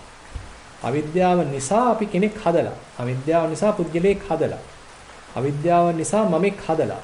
හැබැයි දැන් ටික ටික ප්‍රඥාව පහළ වෙන්න අවිද්‍යාව දුරු වෙන්න එහෙමනම් මේ මමයා හදන වාර සංඛ්‍යාව අඩු වෙන්න පටන් ගනීවි. මමයා හදන සංඛ්‍යාතය අඩු වෙන්න ගනීවි. කෙනෙක් පුජ්‍යලයක් හදන ප්‍රමාණය අඩු වෙන්න ගනීවි. ඒ හැදුනත් ප්‍රබල බව අඩු වෙන්න ගනීවි. දැන් නිකන් දුර්වල මමෙක් හැදෙන්නේ. ඒක පවතින ප්‍රමාණය නැත්තම් පවතින කාල පරිච්ඡේදය අඩු වෙන්න ගනීවි. මොකද ඉක්මනටම දැන් සතිය පහළ වෙනවා. මමෙක් හැදුවා කියලා Tamanට තේරුම් යනවා. තේරුම් ගිහිල්ලා ඒක අත්හැරලා දානවා. ඉතින් මේ විදිහට අපේ හිත කරන ඒ තේරුමක් නැති වැඩේ මමයා හැදීම, කෙනෙක් හැදීම, පුජ්‍යලයක් හැදීම ඒක ඇවිල්ලා අවිද්‍යාව නිසාය සිද්ධ වෙන්නේ කියලා තේරුම් ගනිමින් බැහැර කරන එක තමයි කරන්න වෙන්නේ. බොහොම පිං ස්වාමීන් වහන්සේ තෙරුවන් සරණයි. ඊළඟ දහම් ගැටලුව ශ්‍රියා සිල්වත් ඉදිරිපත් කරන්න පුළුවන්. තෙරුවන් සරණයි ස්වාමීන් වහන්සේ කියලාද? ඔව්. මගේ ප්‍රශ්නේ දැන් අපේ පරියංගකට ගියාම ආනාපානෙන් ගෙවෙනවා. ඊට පස්සේ කම්පන ගෙවිලා ඊට පස්සේ එනවනේ මේ ඒක දැනෙන්නේ නැති අවස්ථා එතනදී සද්ද ඇහෙනවා. ඒක ස්පර්ශ දැනෙනවා. අපි ඒකට අනිශ්චිතය කියන්නේ ඒවත් නැති වෙයි ඒවා දිහා බලන් ඉඳලා ඒවත් අරිනවද ඒවත් නොදැනෙන අවස්ථාවක්. ආනාපානෙත් දැනගන්න ඉඳිට කොහොමද ආන්දනේ අනිශ්චිතය කියන්නේ සම්පූර්ණයෙන්ම පැහැදිලි කරලා දෙන්න ආන්දනේ. ඇත්තටම මේ දැන් ආනාපානේ විතරක් වඩනකොට ආනාපානේ නොදැනී යන්න පුළුවන්. ඉතින් එතකොට එපමණකින් අපි අනිශ්චිතව වාසය කරනවා කියලා කියන්න අමාරුයි. මොකද අනිශ්චිතව වාසය කරනවා කියන එකේදී ඒකට යම්කිසි ප්‍රඥාවෙන් ලැබෙන රුකුලක් තියෙනවා. ප්‍රඥාවෙන් ලැබපු යම්කිසි බලයක්, පණ ගැන්වීමක්, රුකුල් දීමක් තියෙනවා. එතකොට ආනාපානය අපි වඩද්දී ඒක නිකම්ම නොදැනී ගියා කියලා එතනින් අපි මේ අනිශ්චිතවයි වාසය කරන්නේ කියලා කියන්න අමාරුයි. අනිශ්චිත භාවයට එන්න නම් ඇත්තටම අපි ආස්වාද ප්‍රස්වාස ක්‍රියාවලිය ගැනම සිහිය අපි දිනු කරනවා නම් ඒ සිහිය දිනු කළා ඒකාග්‍රතාවයේ වඩලා ඒ ඒකාග්‍රතාවයේ සමාධිය මුල් කරගෙන ප්‍රඥාවත් වඩන්න උත්සාහන්ත වේදී. ඒ ප්‍රඥාව වැඩිීමේ ආනිසංසයක් වශයෙන් තමයි හිත අරවා කෙරෙන් ඈත් වෙන්නේ. හිත නිකන් ඒව අත්හැරලා දාන්නේ. හිත උපාදාන කිරීම නතර කරන්නේ. ඔන්න ඔය හිත උපාදාන කිරීම නතර කරපු අල්ලගෙන හිටපු දේවල් අතහැරපු අවස්ථාවක් තමයි අනිශ්චිත භාවයක් කියලා කියන්නේ. ස්වාමීන් වහන්සේ ඇහෙන දේවල් දැනෙන දේවල් ඒවට මොකද වෙන්නේ අතහැරෙනවද? ඒක තමයි. දැන් ඒ මට්ටමකට එතකොට හිත ආවහම අර කියන්න වෙන්නේ දිත්තේ දිත්ත මත්තම් භවිස්සති. සුතේ සුත මත්තම් භවිස්සති. මුතේ මුත මත්තම් භවිස්සති. විඤ්ඤාතේ විඤ්ඤාත මත්තම් භවිස්සති කියන එකට තමයි එතෙන් තියෙන්නේ. ඒ කියන්නේ රූප පෙනුනට දැන් හිතට ඒවා අල්ලන්න උවමනාවක් නැහැ. රූප නොපෙනෙනව නෙමෙයි. රූප පේනවා. හැබැයි හිත ඒවත් එක්ක පැටලෙන්න යන්නේ නැහැ. හිත ඒවත් එක්ක ගනුදෙනු කරන්න යන්නේ නැහැ. හිත ඒව නිසා කැළඹෙන්නේ නැහැ. හිත ඒව නිසා වර්ණ ගැන්වෙන්නේ නැහැ. එහෙමත් නැත්නම් සද්ද ඇහෙනවා හැබැයි සද්ද අල්ලගෙන කතන්දර ගොතන්නේ යන්නේ නැහැ. ප්‍රපංච කරන්න යන්නේ නැහැ. සිතුවිලි පහල කරන්න යන්නේ නැහැ. සද්ද ඇහුණා එතනින් ඉවරයි. රූප පෙනුණා එතනින් ඉවරයි. ගන්ධ සුවඳ දැනුණා එතනින් ඉවරයි. රස දැනුණා එතනින් ඉවරයි. ස්පර්ශ දැනුණා එතනින් ඉවරයි. හිතට අරමුණක් ආවා ඒකත් ගියා. එතනින් ඉවරයි. ආයෙත් හිත විවේකයි. ආයෙත් හිතේ කිසිම උපාදානයක් නැහැ. ආයෙත් හිත කිසිවක් ඇසුරු කරන්නේ නැහැ. ඔන්න ඔක තමයි කියන්නේ. තා පොඩි ප්‍රශ්නයක් තියෙනවා. දැන් මේ දවස්වල සාමාන්‍යයෙන් ප්‍රශ්න නම් තියෙනවා අර වෙනකතරන් දිගට පිට එක කරන් ටිකක් භාවනාව කරන්න අමාරුයි. බෝලින් වල ඉන්නේ නැහැ. විවිධාකාර ප්‍රශ්නේ. එතකොට අපි ස්වාමීන් වහන්සේ අපි කොහොමද ඕමින් පොඩ්ඩක් ඈත් වෙලා මේ ජීවිතයට සම්බන්ධ වෙන්න අපි මේ ධාර්මික ඉඩකට දැන සම්බන්ධ වෙන්න පොඩ්ඩක් අවවාදයක් දෙන්න ස්වාමීන් වහන්සේ. හොඳයි. ඇත්තටම මේ කොහොමද අපි තේරුම් ගන්න තියෙන අපේ ජීවිත විවිධ දුක්ඛම් කටළු හරහා යන ජීවිත ඒක අපිට විතරක් නෙමෙයි බුදුරජාණන් වහන්සේටත් රහතන් වහන්සේලාට සිද්ධ වෙලා තියෙනවා.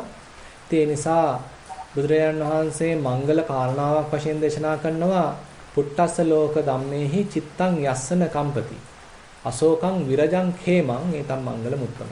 මෙන්න මේ ලෝකේ මේ උඩ යට යෑම එහෙමත් නැත්නම් අටලෝ දහමට අපිට ලක්ුණාම ඒ කියන්නේ ලාභ ලැබෙනකොට අනිත් පැත්තට අලාභ සිද්ධ වෙනකොට ඊළඟට ප්‍රශංසා ලැබෙනකොට අනිත් පැත්තට නිന്ദා ලැබෙනකොට ඊළඟට කීර්තිය ලැබෙනකොට සමානලාට අපකීර්තිය ලැබෙනකොට එක පැත්තකින් සැප ලැබෙනකොට අනිත් පැත්තේ දුක ලැබෙනකොට ඉතින් මේ අවස්ථා 8ේදී අපිට පුළුවන් ද ඇලෙන්න ගැලෙන්න ගැටෙන්න යන්නේ නැතිව මැද්දේ ඉන්න අකම්පිතව ඉන්න.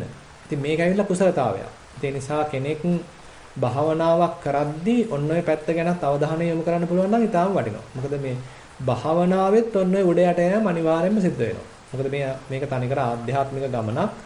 ඒ ආධ්‍යාත්මික ගමනේ විවිධ අවස්ථාවන් වලදී භාවනාව හරහා මේ උඩ යට යෑම සිද්ධ වෙනවා. සමහර දවසට හොඳට භාවනාව කරනවා. අනිත් දවසේ සම්පූර්ණයෙන්ම ගන්න දෙයක් නැහැ. සමහර වෙලාවට ඔන්න භාවනාව හොඳට වැඩෙනවා. අනිත් වෙලාවදී ඔන්න මොනවා හරි බාධා වෙවිලා මොකක්වත් කරගන්නවත් බැරි වෙනවා.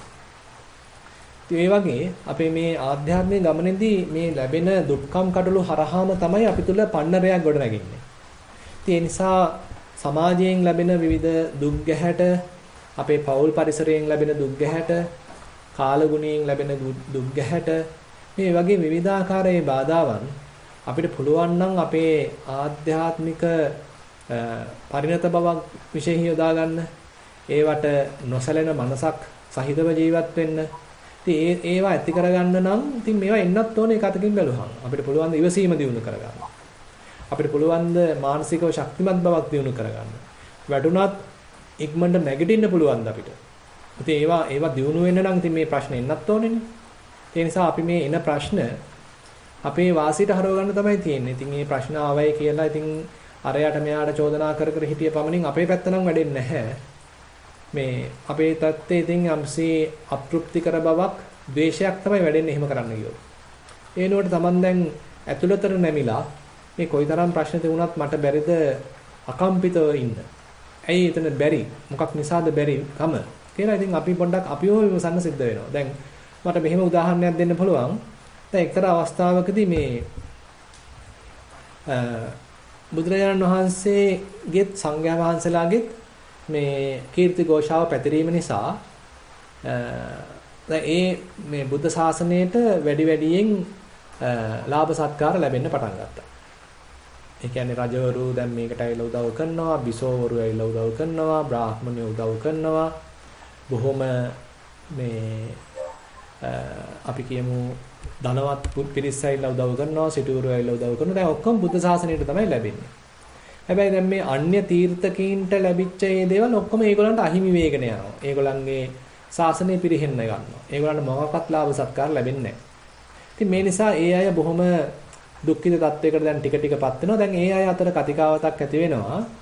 දැන් නම් ඉතින් මේක හරියන්නේ නැහැ. අපේ කට්ටියත් අර පැත්තට යනවා. බුදුරජාණන් වහන්සේ ඇතුළේ පිරිස ගාවට යනවා. ඒකට ඒ නිසා මේ අයගෙන් දැන් පලි ගන්න ඕනේ. මේක අයව දැන් එලවන්න ඕනේ. අපේ ප්‍රදේශයෙන් මේ අයව ඉවත් කරන්න ඕනේ. මොකද කරන්නේ? හොඳට මේ භික්ෂුන් වහන්සේලාත් බුදුරජාණන් වහන්සේත් පින්නපාත යනකොට රැකලා ඉඳලා පරුෂ වචනෙන් බයිනවා. සම්පූර්ණයෙන්ම දෝෂාරෝපණය කරනවා. ඉතින් මේ දෝෂාරෝපණය නැවත නැවත කරන්න භික්ෂුන් වහන්සේලා ඇවිල්ලා බුදුරජාණන් වහන්සේට පැමිණිලි කරනවා. අනේ ස්වාමීනි මෙතන ඉන්න බෑ, මේ ප්‍රදේශයේ පින්නපාතයක් කරගන්න බෑ. මේ මිනිස්සු පරුෂ වචනෙන් අපිට බනිනවා. නොකරපු වැරදි අය අල්ලගෙන අපිට චෝදනා කරනවා.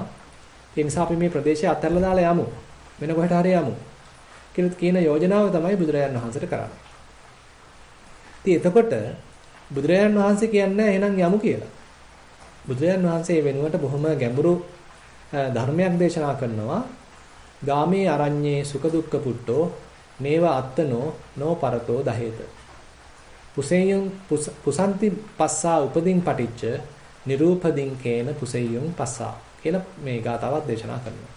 ගාමේ අරඤ්ඤේ සුඛ දුක්ඛ පුට්ටෝ. දැන් අපි ගමේ හිටියත්, ආරණ්‍යක හිටියත්, නගරයක හිටියත්, වෙන රටක හිටියත් කොහොමත් ඉතින් අපිට අනිවාර්යෙන් සැප දුක මේ නිന്ദා ප්‍රශංසා, ලාභාලාභ, යසායස කියන මෙන්න මේ අටලෝ දහමට අනිවාර්යයෙන්ම මුණ පාන්න සිද්ධ වෙනවා. නේව අත්තනෝ නෝ පරතෝ දහේත. හැබැයි මෙතෙන්දි කෙනෙක් පුජ්‍යලේක් වශයෙන් දකින්න නැතුව, අනුන් තමන් වශයෙන් දකින්න නැතුව ඉන්න පුළුවන් නම් අන්න ඒක තමයි වැදගත් වෙන්නේ. දැන් අපිට වෙන්නේ මෙතනට මමෙක්ව ඈඳ ගන්නවා. ඇයි මේ මටම උනේ? ඇයි මම මෙච්චර වෙලාවක් පොලිමේ හිටියේ? ඇයි මටම මේක සිද්ධ වුනේ කියලා ඔන්න අපි එතනට මමෙක් ඈඳ ගන්නවා. මමෙක්ව ඇතුළත් කර ගන්නවා. දැන් එතකොට අර අපි විඳින කායික දුකට තව මානසික දුකක් අපි අතින් දා ගන්නවා. එතකොට ඉතින් දුක 1 2 වෙනවා. දැන් දුක වැඩි. ඔන්න ඔය අපි හිතලා හදාගන්න දුක අඩු කරගන්න පුළුවන් නම් එතකොට තියෙන්නේ කායික දුක විතරයි. කායික දුක පමණින් නතර කරගන්න පුළුවන් නම් ඒක ලොකු ජයග්‍රහණයක්. ඊට පස්සේ බුදුරජාණන් වහන්සේ තවත් ඉතින් ගැඹුරක් කියනවා. පුසෙයුම් පුසන්ති පස්සා උපදීන් පටිච්ච. දැන් මේ ස්පර්ශයන් ස්පර්ශ කරන්නේ අපේ තියෙන මේ උපදීන් වලට. නිරූපදීන් කේන පුසෙයුම් පස්සා. යම් කිසි මනසක නිරූපදී තත්වයක් ඇති වුණා නම් ඒ වෙලාවේදී මේ ස්පර්ශයන් ස්පර්ශ කරන්නේ නැහැ. ඉතින් එතන සෑහෙන ගැඹුරක් මේ කතා කරන්නේ. ඒ කියන්නේ අපිට අපි මමෙක් හදාගන්න, සත්වයක් හදාගන්න, පුජ්‍යලයක් හදාගන්න යම් යම් නිර්ණායක තියෙනවා. මගේ වත් පොහසත්කම්, මගේ යාළු මිත්‍රකම්, මගේ අධ්‍යාපනය, මගේ අපිටම තියෙන තාන්නමාන්න, මගේ වයස, මගේ දරුවෝ, මගේ ස්වාමියා, මගේ බිරිඳ, මගේ රට. ඉතින් මේ ගොඩාක් දේවල් ප්‍රයෝගී කරගෙන තමයි අපි මේ මමයා අටවගෙන ඉන්නේ. ඒතර අපි මේ මමයා අටවගෙන ඉන්න ඔන්න ඔය සැකිල්ලට, ඒ රුකුල් වලට, ඒ මුක්කු වලට කවුරු හරි තට්ටු කරාම එතකොට තමයි ඔන්න අපිට රිදෙන්නේ. ඒවටම තමයි මේ බාහිර අය තට්ටු කරන්නේ, චෝදනා කරන්නේ. ඒ අපි මමෙක් හදාගෙන ඉන්න, අපි ප්‍රතිරූපයක් ගොඩනගාගෙන ඉන්න ඒ සැකිල්ල, ඒ ආධාරක වලට තමයි ඒ අය තට්ටු කරන්නේ. එතකොට තමයි ඉතින් අපේ මමයා දෙදරන්න ගන්නෙ. අපේ පුද්ගල භාවය දෙදරන්න ගන්නෙ. ඉතින් අපි ඒ සැකිල්ල ගලවලා දැම්මොත්, ඒ උපදීන අතහැරලා දැම්මොත්, එහෙමත් නැත්නම් ඒ අපි අටෝගෙන ඉන්න සැකිල්ල පොඩ ගලවලා දැම්මොත් අපිට පුළුවන් වුණොත් යම් දවසක නිරූපදී තත්වයකටපත් වෙන්න. එතකොට ඉතින් බුදුරජාණන් වහන්සේ කියනවා ඒ බඳු තත්වයකදී අර ස්පර්ශයන් ස්පර්ශ කරන්නේ නැහැ කියලා. ඒ නිසා බොහොම ගැඹුරු දර්ශනයක් බුදුරජාණන් වහන්සේ ඉදිරිපත් කරනවා. ඒ නිසා අපි උත්සාහත් වෙමු මේ එන විවිධ දුක්ඛම් කටළු හරහා යන්න. ඒ තුලිනුත් අපි යම්සේ පන්නරයක් ඇති කරගන්න. අදත් අපි මතක් කරගත්තා වගේ අර සන්තුට්ටි කියන ගුණයට අපි ලං වෙන්න. ලද දෙයින් සතුට වෙන ජීවිතයකට එකතු වෙන්න. මේ අපේ හැටියට ජීවත් වෙන්න. අපි මේ අනිත් මිනිස්සුන්ට මේවා තියෙනවා, අරවා තියෙනවා, අර රටේ මේවා තියෙනවා, මේ රටේ මේවා තියෙනවා කියලා අපි ඒවා දිහා බලාගෙන කට ඇරගෙන ඉන්නවා වෙනුවට අපි මේ තියෙන දේෙන් සතුට වෙන්න. මගේ හැටියට ජීවත් වෙන්න. අල්පේච්ඡව ජීවත් වෙන්න. අර පිරිමැස්මෙන් යුක්තව ජීවත් වෙන්න. අපි උත්සාහන්ත වෙන්න. එතකොට ඉතින් මම නම් හිතනවා සෑහෙන දුරට අපිට තමන් වශයෙන්, සමූහයක් වශයෙන්, රටක් වශයෙන් ගොඩ එන්න පුළුවන් කියලා.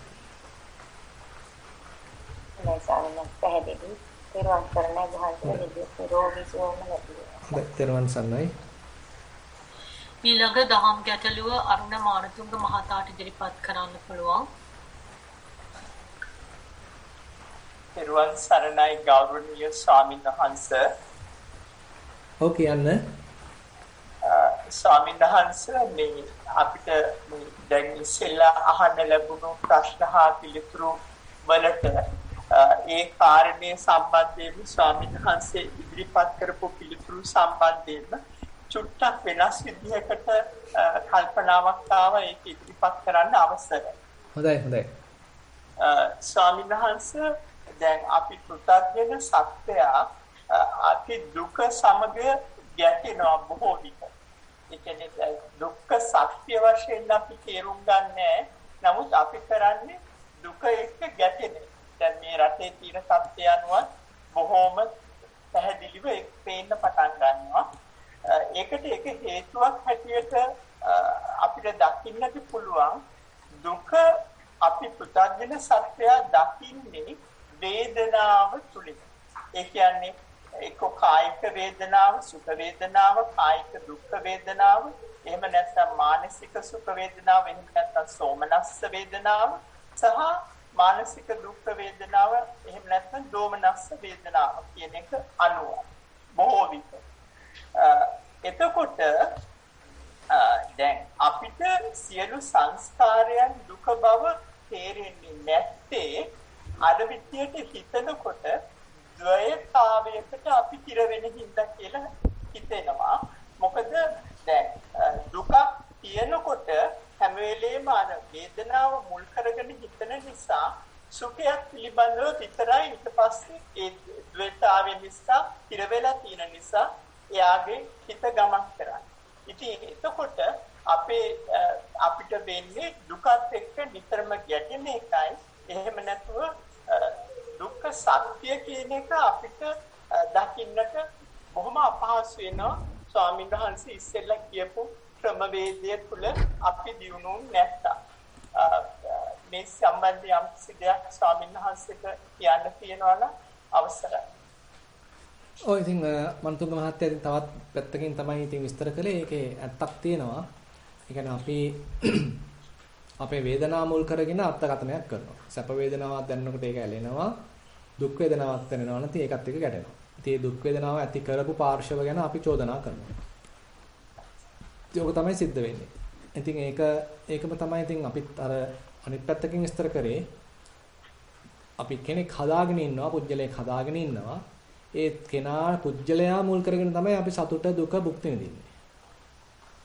ඒ කෙනාට සාපේක්ෂව. ඒක කේන්ද්‍ර කරගෙන මම පුජ්‍යලයේ කේන්ද්‍ර කරගෙන තමයි අපි ලබන සැප දුක අර්ථ දක්වන්නේ. හැබැයි අපිට වේදනානුපස්සනාවක් වඩනකොට එහෙම අර කෙනෙක් පුජ්‍යලයේ කේන්ද්‍ර කරගෙන කරනවා වෙනුවට අපිට පුළුවන්කම ලැබෙනවා මේ වෙලාව හුදෙක් වේදනාව කියලා දකින්න. මේ වෙලාව සැප වේදනාව. මේ වෙලාව දුක් වේදනාව. අන්න එහෙම දකින්න පුළුවන් නම් අන්න අර ද්වේතාවය ටික ටික සමනය වෙන්න ගන්නවා. එතකොට අපි කෙනෙක් පුජ්‍යලයක් මමෙක් අරයා මෙයා කියලා අපි වෙන් කර ගැනීමක් නැහැ. මෙතන තියෙන හුදෙක් වේදනාවක්. මෙතන තියෙන හුදෙක් දුක් වේදනාවක්. නැත්නම් සැප වේදනාවක්, උපේක්ෂා වේදනාවක් කියලා අන්න ඇත්ත සැටියෙන් දකින්න අපි උත්සාහත් වෙනවා. ඉතින් එතකොට අර මම කේන්ද්‍ර කරගත්ත දෘෂ්ටි කෝණය අපිට නැති නිසා අර වේදනා හරහා මානසික දුකක් ඇති වෙන එක සෑහෙන දුරට වළකින්න පුළුවන්. මොකද දැන් අපි නිකන් පැත්තකින් දන්නේ බලන්නේ.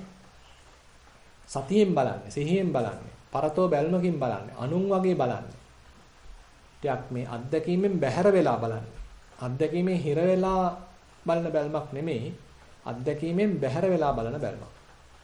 ඉතින් එතකොට අර ද්වේතාවයේ වෙනුවට අපිට නිකන් ඒ ඍජු අත්දැකීම පදනම් කරගෙන අත්දැකීමෙන් බැහැර වෙලා සිහියෙන් බලන බැල්මක්. එතකොට තමයි අපිට මේක මෙතන තියෙන හුදෙක් වේදනාවක් කියලා දකින්න පුළුවන්කමක් ලැබෙන්නේ. ඒ නිසා බුදුරජාන් වහන්සේ දුක්ඛ සත්‍ය ගැන දේශනා කරද්දී දුක්ඛං පරිඤ්ඤයං කියලා තමයි දේශනා කරේ. මේ දුකෙන් පැනලා යන්න කියලා නෙමෙයි දේශනා කළේ. දුක හාත්පසින් දැනගන්න කියලා. දුක අවබෝධ කරගන්න කියලා. ඒ දුක අවබෝධ කරගන්නේ මමෙක් හදාගෙන නෙමෙයි. ඉදං දුක්ඛ සත්‍යං. ඉදං දුක්ඛ අරියං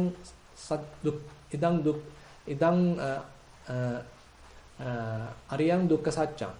ආර්ය වූ දුක්ඛ සත්‍ය මෙන්න මේකයි කියලා අන්න තමන් මේ ඉදන් අරියන් දුක්ඛ සත්‍යං පරිඤ්ඤයං. මේ ආර්ය වූ දුක්ඛ සත්‍ය හාත්පසින් දැනගන්න. ඉතින් එතකොට එතන මේ මමෙක් පිළිබඳ කතාවක් නැහැ. මෙතන තියෙන දුකක්. දුක දිහා ඈත් වෙලා බලනවා. ඒකෙන් ඉවත් වෙලා බලනවා. මේ තියෙන හුදෙක් දුක කියලා දකිනවා. දැන් අපි ආශ්වාසයක් ප්‍රශ්වාසයක් ගන්නකොට මේක මේ මගේ ආශ්වාසය මගේ ප්‍රශ්වාසය කියලා අපි ගන්නෙ නැහැනේ. මේකයිලා ආශ්වාසයක්. මේකයිලා ප්‍රශ්වාසයක්. අපි ඊට පස්සේ වේදනානුපස්සනාවකට යනකොට මේ පාදයේ වේදනාවක් දැනෙනවා නම් මේකයිලා මගේ වේදනාව කියලා දකින්නේ නැහැ. මේකයිලා අපේ දුක් වේදනාව. නැත්තම් සැප වේදනාවක් තියෙනකොට මේක මගේ සැප වේදනාව කියලා ගන්න යන්නේ නැහැ. මේකයිලා හුදෙක් සැප වේදනාව. කියන එන්නේ එතන තියලා තමයි අපි බලන්නේ. අන්නේ විදිහට අපිට පුළුවන් නම් අපි දුකක් හරහා යනකොට මේ තියෙන්නේ හුදෙක් දුකක් පමණයි කියලා උතෙන්ට අපිට එන්න පුළුවන් නම් එතන සෑහෙන ජයග්‍රහණයක් තියෙනවා. එතකොට තමයි දුක්ඛ සත්‍යං පරිඤ්ඤයං කියලා අපිට සතුටු වෙන්න පුළුවන් මේ දුක අවබෝධ කරා. දුක තේරුම් ගත්තා කියලා සතුටු වෙන්න පුළුවන්. එයිමයි ස්වාමීන් වහන්සේ බොහොම පැහැදිලි වුණා. ත්‍රිවන් සරණයි. ඒ වගේම ස්වාමීන් වහන්සේ අපිට බොහොම ගැඹුරින් විස්තර කරා සීලය සම්බන්ධව ගිය වතාවේ මේ වතාවේ. එතකොට තවත් එකක් හිතට නැගිච්ච දෙයක් තමයි ඒ ශීලය සම්මා දිට්ඨියෙන් යුතු නිවැරදි ශීලයක් වීමද වැදගත් වෙන්නේ කියලා. මොකද අපි පාවිච්චි කරන අපි ඉගෙන ගන්න වචනයක් තමයි පවත්ත දියවීම. එහෙම නැත්නම් කිරියොත්ප්ප. එතකොට දැන් අපේ ආර්ය අෂ්ටාංගික මාර්ගයත් පටන් ගන්න සම්මා දිට්ඨියෙන් නම් එතකොට අර සාරිපුත්ත මහරහතන් වහන්සේ කියපු විදිහට මූලික කාරණේ හැටියට අකුසලංච පජානාති අකුසල මූලංච පජානාති කුසල මූලංච පජානාති කුසලංච පජානාති කුසල මූලංච පජානාති. ඒ කියන්නේ අකුසලයේ සහ අකුසල මූලයේ යම්තරමකින් හෝ දැකීම තිබොත් විතරයි නේද නැත්නම් එහෙමද නියම විදිහට පවත බියවීම කියන එක මේ කාලේ ගොඩක් වැදගත් වෙනවා ශ්‍රී ලංකා සමාජයට. ඒක ඇති වෙන්නත් පුළුවන්. ඔව් ඉතින් ඇත්ත ඒ කියන්නේ අපි විවිධ පැතිවලින් අතරම සම්මා දිට්ඨිය ඇති කරගන්න අවශ්‍ය වෙනවා. කුසලය දැන ගැනීම අකුසලය දැන ගැනීම ඔය කිව්වා වගේ දැන් පටිච්චසමුප්පාදයේ තියෙන ඒ අවිද්‍යාව දැන ගැනීම ඔය වගේ ඉතින් පැති කීපයකින් විස්තර කරන්න පුළුවන්. ඉතින් ඒ ඔක්කොම ඉතින් අපිට සරලව කියන්න පුළුවන් කම්මස්සගත සම්මාදිට්ඨිය මුල් අවස්ථාවේදී සෑහෙන ප්‍රයෝජනවත් වෙනවා. ඉතින් අපි කරන දේ තමයි නැත්නම් අපි වපුරපු දේ තමයි අපිට ලැබෙන්නේ. ඉතින් අපි අඹ ඇටයක් නම් හිටෙව්වේ අපිට අඹ පැලයක් ලැබෙවි. අනාගතයේදී අඹ ඵලයක් ලැබෙවි. අපි හිටෙව්වේ කරවිල ඇටයක් නම් ඔන්න කරවිල කරලක් ලැබෙවි. කරවිල ඵලයක් අපිට ලැබෙවි. ඒ නිසා අපි වපුරපු දේ තමයි අපිට භුක්ති විඳින්න සිද්ධ වෙන්නේ. ඒ නිසා අපි මේ ඒවා අමතක කළා සම්පූර්ණයෙන්ම නිකන් මේ මොහොතේ දැනෙන දේවල් නැත්නම් මේ මොහොතේ ලැබෙන දේවල් විතරක් ගැන කල්පනා කරන්න ගිහිල්ලා තමයි හුඟක් වෙලාවට අපි අමාරුවේ වැටෙන්නේ. අපිට අර පුළුල් චිත්‍රය පේන්නේ නැහැ. අපි මේ දැන් මේ පොඩි කාලයකට ලැබෙන සතුටට ඒ ලැබෙන ලාභ ප්‍රයෝජනෙට එහෙම නැත්නම් ඒ ලැබෙන යම්කිසි කීර්තියට අපි වහල් වෙනවා. නමුත් අපි ඒවා ලබා ගන්න පාවිච්චි කරන ක්‍රමෝපායන් කොයිතරම් නිවැරදිද කියලා අපි කල්පනා කරන්නේ නැහැ. ඒවා අධාර්මිෂ්ඨද අධාර්මිකද කියන එක ගැන අපි කල්පනා කරන්නේ නැහැ. නමුත් ඉතින් අපේ හේතුඵල ධමයක් අදහන පිරිසක්, කර්මයේ කර්මඵලයේ අදහන පිරිසක් නම් ඔය පැත්ත ගැන අපිට හිතන්න සිද්ධ වෙනවා. ඒ නිසා ඔය කියනවානේ මේ කරන කලට පව් මිහිරිය මීසේ විඳින කලට දුක් දැඩි වේ ගිනිසේ කියලා නේද? ඒ නිසා අපි කාටත් ඉතින් මේවා හොඳ පාඩම්. අපි කවුරුත් සමහර වෙලාවට ඉතින් අපි හිතනවා ජයග්‍රහණය ලබනවා අය මේ ආහාරමේ කියලා. නමුත් ඉතින් අපි වැරදි විදිහට නම් ජයග්‍රහණ ලබන්නේ. අපි කටයුතු කරන්නේ අධර්මයේ මත පදනම් වෙලා නම් ඉතින් අනිවාර්යයෙන්ම ඉතින් ඒවැය ප්‍රතිපාක අපිට කවදා හරි භුක්ති විඳින්න සිද්ධ වෙනවා. ඉතින් ඒ නිසා ඒක කාටත් වැදගත්. ඒක පාලකීන්ටත් වැදගත්, මිනිස්සෙන්ට ජනතාවටත් වැදගත්, අපි හැමෝටම වැදගත්. ඒකයි බුදුරජාණන් වහන්සේ මුලින්ම කම්මස්සගත සම්මාදිට්ඨිය දේශනා කරන්නේ. අපි මේ ලැජ්ජා බය අනුව ඉක්මන එක වැදගත් වෙනවා. අපි සම්පජාඤ්ඤය දිනු වෙන කෙනෙක් තුළ ලැජ්ජා බය ඇති වේ යුතුයි. පවට පවක් කරන්න තියෙන ලැජ්ජාව, පවක් කරන්න තියෙන බය මේවා අපේ හිතේ දියුණු වෙ යුතුයි. එතකොට තමයි අපි හික්මෙන්නේ. එහෙම නැතුව අපි නිකම්ම අනිත් අයව රවට්ටනවා කියලා හිතාගෙන අපි මේ දේවල් කරොත් එහෙම ඉතින් අපිම තමයි අන්තිමට රැවටිලා තියෙන්නේ. අපිට බෑ කිසිසේත්ම තව කෙනෙක් රවට්ටන්න අපිව රවට්ට ගන්න නැතිව. අපි අන්තිමට රැවටිලා තියෙන්නේ. අපිට කිසිසේත්ම අපිට නොදැනී යමක් කරන්න බෑ. අපේ හෘද සාක්ෂියට නොදැනී යමක් කරන්න බෑ. අපිමයි අන්තිමට ඔගේ මේ ප්‍රතිපාක භුක්ති විඳින්නේ. ඒ ඔය කර්මයේ කර්මඵලයේ අපි අදහන ගතිය තියෙනවා නම් බයලජ්ජාව අපේ ජීවිතවලට එකතු වෙලා තියෙනවා නම් හිරියොතප් එකතු වෙලා තියෙනවා නම් මම හිතන්නේ හුඟක් දුරට ප්‍රශ්න විසඳ ගන්න පුළුවන්. නමුත් ඉතින් අපි ඒවා දකින්නේ මේ බොහොම පැරණි දේවල් විදිහටනේ වර්තමාන සමාජයේ. ඒවා එච්චර විස්තර කරන්නේ නැහැ. ඒවා එච්චර ගණන් ගන්න නැහැ. ඒ වෙනුවට ඉතින් අර කෙටි කාලීන ලාභ ප්‍රයෝජන ගැන තමයි හිතන්නේ.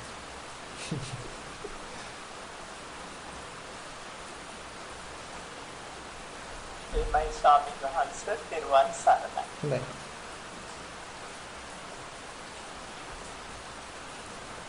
එද්වඩ් මහතා නැවත අපිසවීමක් කර තිබෙනවා. ඔබට දහම් ගැටලුවක් තිබෙනවා ඉදිරිපත් කරන්න.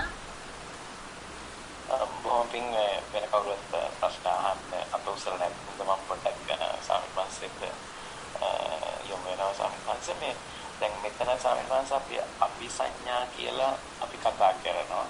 එතකොට දැන් මේ අපි සංඥාව නම් මට තේරෙන මේ මුංචි මොලේට මේ මෙතන එච්චර මේ ධර්මයත් එක්ක ලොකු සම්බන්ධතාවයක් එහෙම මේක අර අන්‍ය තීර්ථකයන් යොදපු දෙයක් වගේ තමයි මෙතන මට තේරෙන විදිහට තේරෙන්නේ. හැබැයි සරියුත් ස්වාමීන් වහන්සේ වෙන දේශනාවල ස්වාමීන් වහන්සේ මේ ශ්‍රද්ධාව අපි ශ්‍රද්ධාව කියලා ශ්‍රද්ධාව පැත්තෙන් ගත්තොත් ඒ අපි ශ්‍රද්ධාවයි සාමාන්‍යයෙන් ආර්යයන් කෙනෙකුට තියෙන්නේ කියලා එහෙම දේශනාවක් මට දේශනාවේ නම මතක නෑ. එහෙම දේශනාවක් මට ආපු බවක් මට මතකයි.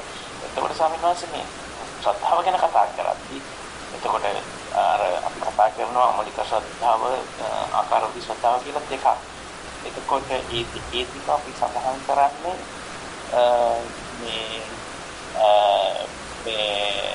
බුද්ධ අවිච්ඡ ප්‍රසාදය එහෙම කියලා අර බුද්ධ ධම්ම සංඝ කෙරෙහි අවිච්ඡ ප්‍රසාදය ගැනනේ කතා කරන්නේ. එතකොට අර අපි ඇත්තටම දැන් අපි දැන් වඩන්නේ මේ අමෝලික පැත්තද ඒක කොහොමද ආකාරෝක්තියක් දක්වා යොමු කරන්නේ එතන පොඩ්ඩක් දැන් අර එලවක් ඇත මෙලවක් ඇත ඒ ටික අර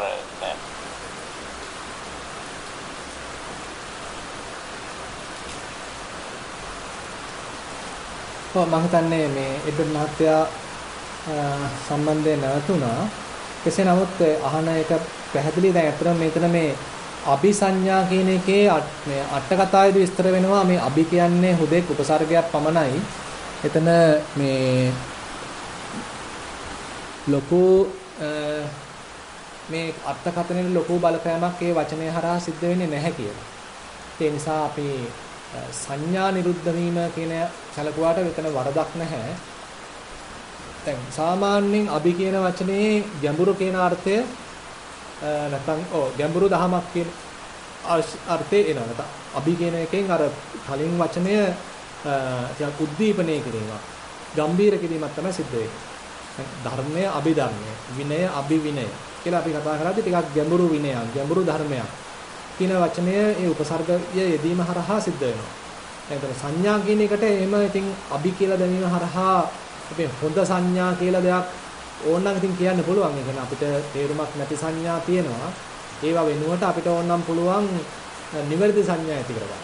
දැන් උදාහරණයක් වශයෙන් කියනවා නම් අනිච්ච සංඥා, දුක්ඛ සංඥා, අනාත්ම සංඥා. මේවා ඉතින් ඒ භාගතුන් වහන්සේගේ දහමට අනුව අපිට හිතා ගන්න පුළුවන් ප්‍රයෝජනවත් විපස්සනාවකට වැටෙන හිතේ කෙලෙස් දුරු වෙන මට්ටමේ ඒ බඳු සංඥාත් අපිට ප්‍රයෝජනෙට ගන්න පුළුවන්. හැබැයි පස්සෙදී ඔය ඔක්කොම අතරින්න සිද්ධ වෙනවා. ඉතින් එතකොට මේ සංඥා නිරුද්ධ කිරීමේ මාර්ගයක් තමයි බුදුරජාණන් වහන්සේ අහන්නේ. ඒක තමයි බුදුරජාණන් වහන්සේ විස්තර කරන්නේ. ඒ නිසා අභි කියන වචනය විශේෂයෙන්ම මෙතන යොදලා තියෙන උපසර්ගයක් වශයෙන් කියලා අපිට තේරුම් ගන්න පුළුවන්.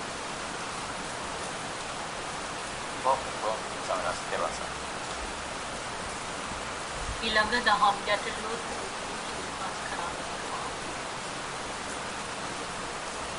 සමයි ගෞරවනීය ස්වාමීන් වහන්සේ. ඔව් පොඩ්ඩක් හයියෙන් කියන්න මේ අපිට චුට්ටක් ඇහෙනවා මම. උන්වහන්සේ දේශනා කළපු දේශනාවක පොඩි මට නිරවුල් කරගන්න කාරණා කිහිපයක් ස්වාමීන් වහන්සේ. ඔව් පොඩ්ඩක් හයියෙන් කියන්න. අපිට මේ දවස්වල මෙහෙට ටිකක් මේ වර්ෂාව තියෙනවා. ඒ හින්දා ටිකක් ඇහෙනවා මදි ටිකක් හයියෙන් කියන්න ඒ හින්දා. ගෞරවනීය ස්වාමීන් වහන්සේ මගේ මේ ගැටලුව ස්වාමීන් වහන්සේ ඔබ වහන්සේ දැන්නට දින කීපයකට කලින් දේශනා කළපු දේශනාවක මට තියෙන පොඩි ගැටලුවක් විසඳගන්න. ඔව්. මේ ස්වාමීන් වහන්සේ ඔබ වහන්සේ දේශනා කළානේ මේ අර ඒහසිත දෝමනස්සසිත සෝමනස්සසිත ඊළඟට මේ උපේක්ඛාසිත ඊපස්සේ ඒක අපි කොහොමද හරව ගන්න ඕනේ? ඒහසිත සිතෙන් නිකම්ම සිත විදියට ස්වාමීන් වහන්සේ සංඝාස දෙවන් සර්ණයි එහෙමවත් දන්නේ. ඔව් එහෙනම් හරි. ඒක තමයි ඇත්තටම එදා කිව්වේ. ඒ කියන්නේ මේ මට අර පොඩ්ඩක් පුරුදු වෙලා තියෙන්නේ දැන් අර සංඝාස අපි අර අභිධර්මයේදී මේ තියෙනවනේ අපේ සිත් 54 දැන් මේ සල්සිත අකුසල් සිත් ක්‍රියාසිත ඒ විදිහට පිළිවෙලක් තියෙනවනේ ස්වාමීන් වහන්සේ. දැන් එතකොට මම හිතට එන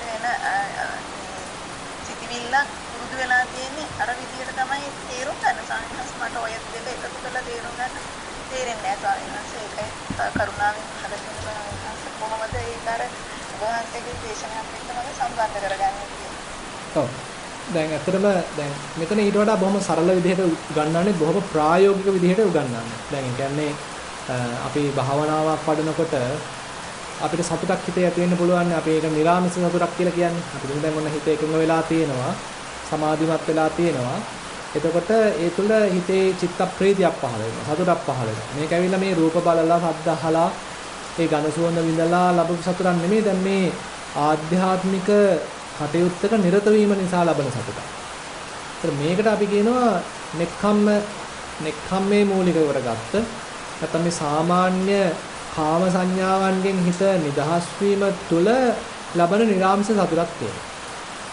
එතකොට බුදුරජාණන් වහන්සේ කියනවා නිතරම මෙන්න මේ නිරාමිස සතුට පාවිච්චි කරන්න කියලා අර ගේහසිත සතුට බැහැර කිරීම සඳහා. එහෙනම් අපිට රූප බලලා සතුට වෙන්න පුළුවන්. අපිට චිත්‍රපටි බලලා සතුට වෙන්න පුළුවන්. දැන් මේ චිත්‍රපටි බලලා සතුට වෙන එක පුළුවන් තරම් අඩු කරගන්නවා අර භාවනාවකින් ලබන සතුට මූලික කරගෙන. අපි භාවනාවක් කරනවා, සක්මනක් කරනවා. එහෙම නැත්නම් අපේ බණක් භාවනා මේ පොතක් බලනවා. ධර්මයේ මූලික කරගත්ත මානසිකාරයක් කරනවා. ඒ තුලත් සතුටක් තියෙනවා. අපි ඒ සතුට ප්‍රයෝගී කරගන්නවා අර චිත්‍රපටි බලලා ලබන ඒ සතුට අයින් කරලා දාන්න. ඔය වගේ අපිට සරලව තේරුම් ගන්න පුළුවන්. ඒ නිසා අපි රූප බලලා ලබන සතුට ඒකයිල ආමිෂ සතුටක්. ශබ්ද අහලා, සින්දු අහලා ලබන සතුට ආමිෂ සතුටක්. ඒ තුල කෙලස් වැඩිවීමක් සිද්ධ වෙනවා. ඒ තුල මුලා වීමක් සිද්ධ වෙනවා. ඉතින් එතකොට මේ බුදුරජාණන් වහන්සේ දැන් කියන්නේ ඒ මුලා වෙන කෙලස් වැඩෙන ඒ ගෘහාශ්‍රිත සතුට ඉන්ද්‍රයන් අනුසාරයෙන් ලබන සතුට පොඩ්ඩක් අයින් කරගන්න මෙන්න මේ නෛෂ්ක්‍රම්‍යය මුල් කරගත්ත ප්‍රතිපදාව මුල් කරගත්ත භාවනාව මුල් කරගත්ත දහම මුල් කරගත්ත සතුට මුල් කරගෙන සතුට පාවිච්චි කරගෙන ඒකයි කියන්නේ. ඒක මහා අමාරු මේ කාරණයක් නෙමෙයි මේ තනිකර ප්‍රායෝගික කාරණයක් තමයි ඉදිරිපත් කරන්නේ.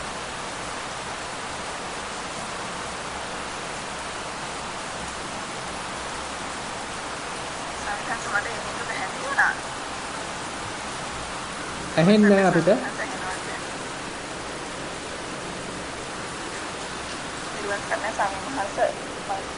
මට ඒක තව ගැටලුවක් තියෙනවා ස්වාමීන් වහන්සේට ඇහෙනවද දන්නේ නැහැ. ඔව් ඇහෙනවා. ස්වාමීන් වහන්සේ ඒ ටික මට මම හිතන්නේ තේරුණා වගේ. ස්වාමීන් වහන්සේ දැන් මම උදාහරණයක් විදිහට අහනවා මගේ ගැටලුව ඇවිල්ලා තියෙන්නේ දැන් උදාහරණයක් විදිහට මම මොනවත් හරි දැන් මේ පූජාවක් කළා. දැන් මම මොනවත් හරි පන්සලකට දානයක් කියන්නේ දැන් මොනවත් හරි අනුග්‍රහයක් කළා. දැන් මම සතුටු වෙනවා.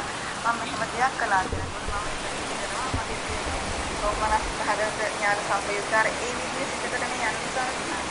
එතකොට ඒක මෙතන කියන සිතත් එක්ක ඒ දෙක එකතු කරගන්න එක තමයි මට තේරුනේ නැති ස්වාමීන් වහන්සේ. නෑ ඉතින් දැන් මෑණියෝ ඔහොම කියන්නේ හිත විදිහට වචන ටිකක් දැන ගැනීම නෙමෙයි වැදගත් වෙන්නේ. එතන දැනෙන සතුට තියෙනවානේ. සතුටේ මට්ටමින් මේ දැනගැනීම ප්‍රමාණවත්. ඒ කියන්නේ දැන් ඔතන අපි ඥාන සම්ප්‍රයුක්ත සෝමනස්ස සහගතදී ඔහම ඒ කියන්නේ නම් ටික දාගන්න පුළුවන්. ඒක තන ප්‍රඥාවක් තියෙනවා කියලා අපිට තේරෙනවා. මෙතන සොම්නසක් තියෙනවා කියලා තේරෙනවා. ඒක අපිට දැනෙනවානේ. ඒතර එන්නේ දැනීම දැනෙන දැනීම අපි තුමු සුව වේදනාවක්. දැන් මම දානයක් දෙනවා. ඒ තුලින් මට සතුටක් දැනෙනවා. ඒතර එන්නේ සතුට අපි ප්‍රයෝගී කරගන්නවා. අර චිත්‍රපටි බලන සින්දු අහන ඒ සතුට පොඩ්ඩක් පැත්තකින් තියන්න. දැන් මෙතනක් තියෙන අතහැරීමක් නේ නෛෂ්ක්‍රම්‍යයක් නේ තියෙන්නේ. අපි මේ දාඩිය මාංශයෙන් හම්බර් ගත්ත දේ අපි ගිහිලා පූජා කරනවා. ඒතර ඒ තුලින් අපි පරිත්‍යාගය හරහා දානය හරහා අපි යම්කිසි සතුටක් භුක්ති විඳිනවා. ඒතර ඒ සතුට උපයෝගී කරගන්නවා අර අනිත් සතුට අයින් කරන්න. දැන් ඕක ඇනලයිස් කරන්න යන්න අවශ්‍ය නැහැ. ඇනලයිස් කරනවා කියන්නේ මේක මේ මොන හිතද තියෙන්නේ අර හිතද තියෙන්නේ මෙතන චෛතසික කොච්චර තියෙනවද කියලා මේ අපි මේ බාහිර ඉඳගෙන කරන ඇනලයිස් කිරීමක් කරන්න නෙමෙයි මේක දේශනා කරලා තියෙන්නේ. අපේ හිත අපි අනුගමනය කරන ඒ සාමාන්‍ය කාමසුකල්ලිකානුයෝග ප්‍රතිපත්තිය පොඩ්ඩක් පැත්තකින් තියලා මේ එක්තරා අන්දමකින් ආධ්‍යාත්මික සුවයට මුල් තැන දීමක් ගැන තමයි විස්තර වෙන්නේ. භාවනාවක් කළා ලබන සතුට ඉස්සරහින් තියාගන්න කියලා කියනවා. ධර්ම මාර්ගයේ ගමන් කිරීම තුල ලබන සතුට ඉස්සරහින් තියාගන්න කියලා කියනවා. අර සාමාන්‍යයෙන් ඉඳුරන් පිනවලා ලබන සතුට වෙනුවට මේක ප්‍රතිස්ථාපනය කරන්න කියලායි කියන්නේ.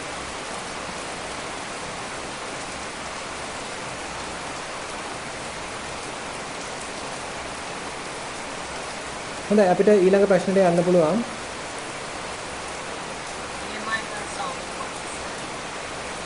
ඊළඟට අංකයට ශ්‍රීලා ධම්මිකට ඉදිරිපත් කරන්න ඕන.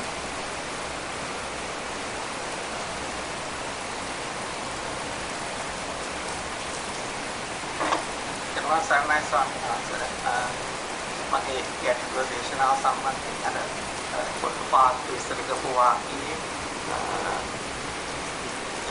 ඒ සික්ඛා ඒකා සංඥා උපජ්ජන්ති සික්ඛා ඒකා සංඥා නිරුද්ධಂತಿ ඒක සිංහල කැලේ මම දැක්කම මට පොඩි ප්‍රශ්නයක් වටිනා ඒක තමයි ඉස්සරහට මතන්නේ ඉන්නේ ශික්ෂාවෙන් ඇතැම් සංඥාව වදී ශික්ෂාවෙන් ඇතැම් සංඥාව නිරුද්ධ වෙනවා ඒ කියන්නේ සාමාන්‍යයෙන් දේශනාවේ ඉතිහාසයේ තවත් වෙනත් ආකාරවලින් උපදින සංඥා වෙනත් ආකාරයෙන් විදින සංඥා ගැන සාකච්ඡා වෙනවා කියනකොට හැමම ඉතිනා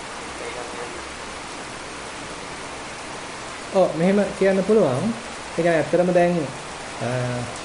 දැන් මේ මහත්තයා අහලා ඇති ගිරිමානන්ද ස්වාමීන් වහන්සේට දේශනා කරන දස සංඥා තියෙනවානේ. එතන සංඥා 9ක් තියෙනවා ඇත්තටම. අනිච්ච සංඥා, අනාත්ම සංඥා, පහාන සංඥා, විරාග සංඥා, නිරෝධ සංඥා විදිහට සංඥා පැත්තෙන් තමයි විස්තර කරන්නේ. දැන් ඒ වෙයිලා බොහොම ප්‍රයෝජනවත් අපේ හිතේ ප්‍රඥාව දියුණු කරන අපේ තියෙන සංඥා විපල්ලාස දුරු කරන මට්ටමේ සංඥා. ඒ කියන්නේ දැනට අපේ තියෙන හිතේ සංඥා විපල්ලාසය. ඒ කියන්නේ සංඥාවන් වරදි විදිහට වටහා ගැනීම. වැරදි විදිහට තමයි අපි අර්ථකථනය කරන්නේ. එතකොට ඒ වැරදි සංඥාවන් නිවැරදි සංඥාවන්ගෙන් ප්‍රතිස්ථාපනය කරන්න පුළුවන්. හිතන්න දැන් අපේ හිතේ දැනට තියෙන නිත්‍ය සංඥාවක්. දැන් මේවත් දේවල් නිත්‍යයි, මේ දහන දේවල් නිත්‍යයි, මේවා දිගට පවතිනවා කියලා සංඥාවක් අපි ගාව තියෙනවා. ඉතින් අපි ඒ වෙනුවට පොඩ්ඩක් හිතට කවා ගන්නවා අනිත්‍ය සංඥාවක්. නෑ මේ දේවල් අනිත්‍යයි. මේවා මොහොතක් පාසා වෙනස් වෙනවා කියලා අනිත්‍ය සංඥාවක් හිතට පොඩ්ඩක් කාවද්ද ගන්න. හැබැයි ඉතින් ඒක නිවැරදිව තේරුම් ගන්න නම් මේක ප්‍රත්‍යක්ෂ කරගන්න ඕනේ. ඒ කියන්නේ අනිත්‍ය සංඥාවෙන් විතරක් නෙමෙයි අපි මේ බලගැන්වෙන්න ඕනේ. අපි අපේ හිතේ සතියක් දියුණු කරලා ඒකාග්‍රතාවයක් ඇති කරගෙන ඊට පස්සේ ඒ ඒකාග්‍රතාවයේ පදනම් කරගෙන අනිත්‍ය ලක්ෂණය වටහා ගන්න ඕනේ ඍජුවම. දැන් මේක හුදෙක් සංඥාවක් නෙමෙයි. දැන් මේ අස්පනා පිට අපි අවබෝධ කරනවා අනිත්‍ය ලක්ෂණය. අස්පනා පිට තේරුම් ගන්නවා නැත්නම් දකිනවා අනිත්‍ය වෙන හැටි. අපි ඉස්සරහින් තියාගත්ත අරමුණු වලම යථා ස්වභාවයේ දකිමින් වාසය කරද්දී අපිට තේරෙන්න ඕනේ මේක අනිත්‍යයි.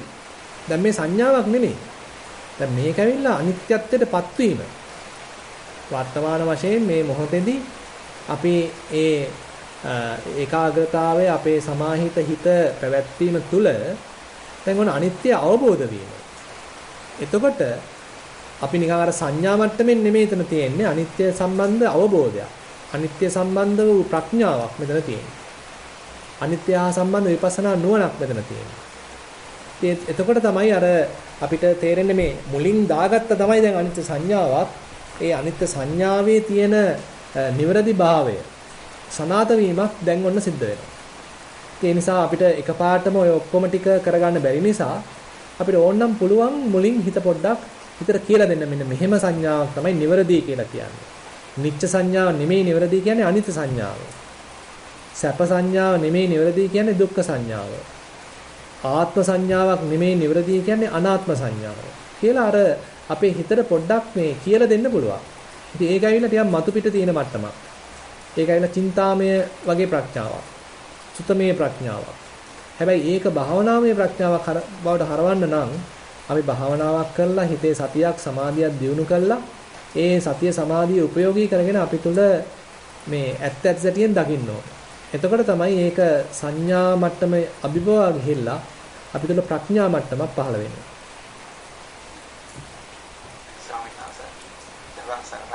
ඔව්.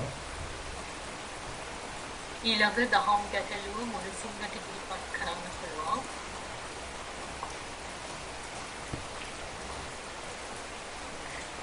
තෙරුවන් සරණයි ස්වාමීන් වහන්සේ. ඔව්. මම ආනාපානසති භාවනාවත් කරනවා සක්මන් භාවනාවත් හැමදාම කරනවා. එතකොට මම සාමාන්‍ය ජීවිතය සතියෙන් ගත කරනවා. ඒකම මගේ මේ ඇඟත් පිට කෙනෙක් වගේ තමයි නිතරම මම දකින්නේ එහෙම. මේ මෑතකදී මට තිබ්බ ප්‍රශ්නයක් ස්වාමීන් වහන්සේ මම භාවනාව සක්මන් භාවනාව කරන්න ඉස්සෙල්ලා හෝ ඒ කියන්නේ මම ඒකට ලෑස්ති වෙලා ඉන්නකොට හරි නැත්නම් මම සතියින් නිකන් වාඩි වෙලා ඉන්නකොට හරි මට මගේ කට උඩ තොල් එතකොට මගේ නිකට ඊට පස්සේ නිකටෙන් යටත් ලොකු මී වදයක් වගේ කියන්නේ මූණ ලොකු වෙලා මූණ නෙවෙයි ඒ ප්‍රදේශය ඔක්කොම ලොකු වෙලා ඉදිමිලා වගේ ඊට පස්සේ මේ හැම තැනම ඇති වෙනව නැති වෙනවා මේ ඔක්කොම දැනෙනවා. ඉතින් මේක දැන් සති කීපයක්ම දිවිලා දැන් ටික අඩු වෙගෙන යනවා. මට ඒක මොකක්ද කියලා දැනගන්න තමයි මට අවශ්‍යතාවය තියෙන්නේ ස්වාමීන් වහන්සේ. නෑ ඉතින් ඔක වෙන දේ ඔහොම වෙන්න දෙන්න. ඒ කියන්නේ අපේ හිතේ ඒකාග්‍රතාවය ඇති වෙන්න දැන් හොඳට තීක්ෂණව දේවල් දකින්න මේ හිත ඉගෙන ගන්න. ඒ දේවල් නිතර සිද්ධ වෙන දේවල් නමුත් අපේ හිතේ තියෙන විසිරීම නිසා අපිට ඒක අරමුණු වෙන්නේ නැහැ. මේ කයේ නිරන්තරයෙන්ම ඇතිවෙන නැතිවෙන ප්‍රවාහයක් සිද්ධ වෙනවා. නමුත් ඒක අපේ හිතට නුවණට අරමුණු වෙන්නේ නැහැ. මොකද අපේ හිත සම්පූර්ණයෙන් විසිරීලා තියෙනවා.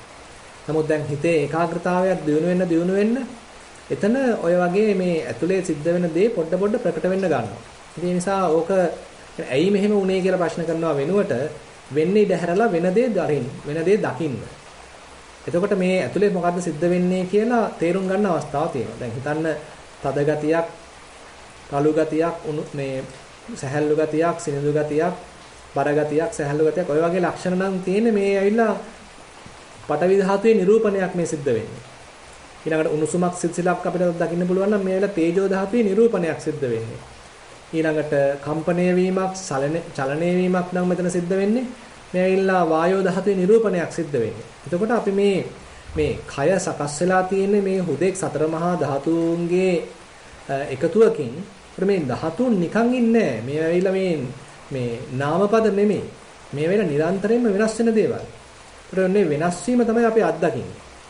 ඒක දැන් මේ හිතේ එකඟතාවය හැදෙන්න වඩා ප්‍රකට වෙන්න ගන්නවා. ඒකට තමයි දැන් මේ පොඩ හිත සූදානම් වෙන්නේ.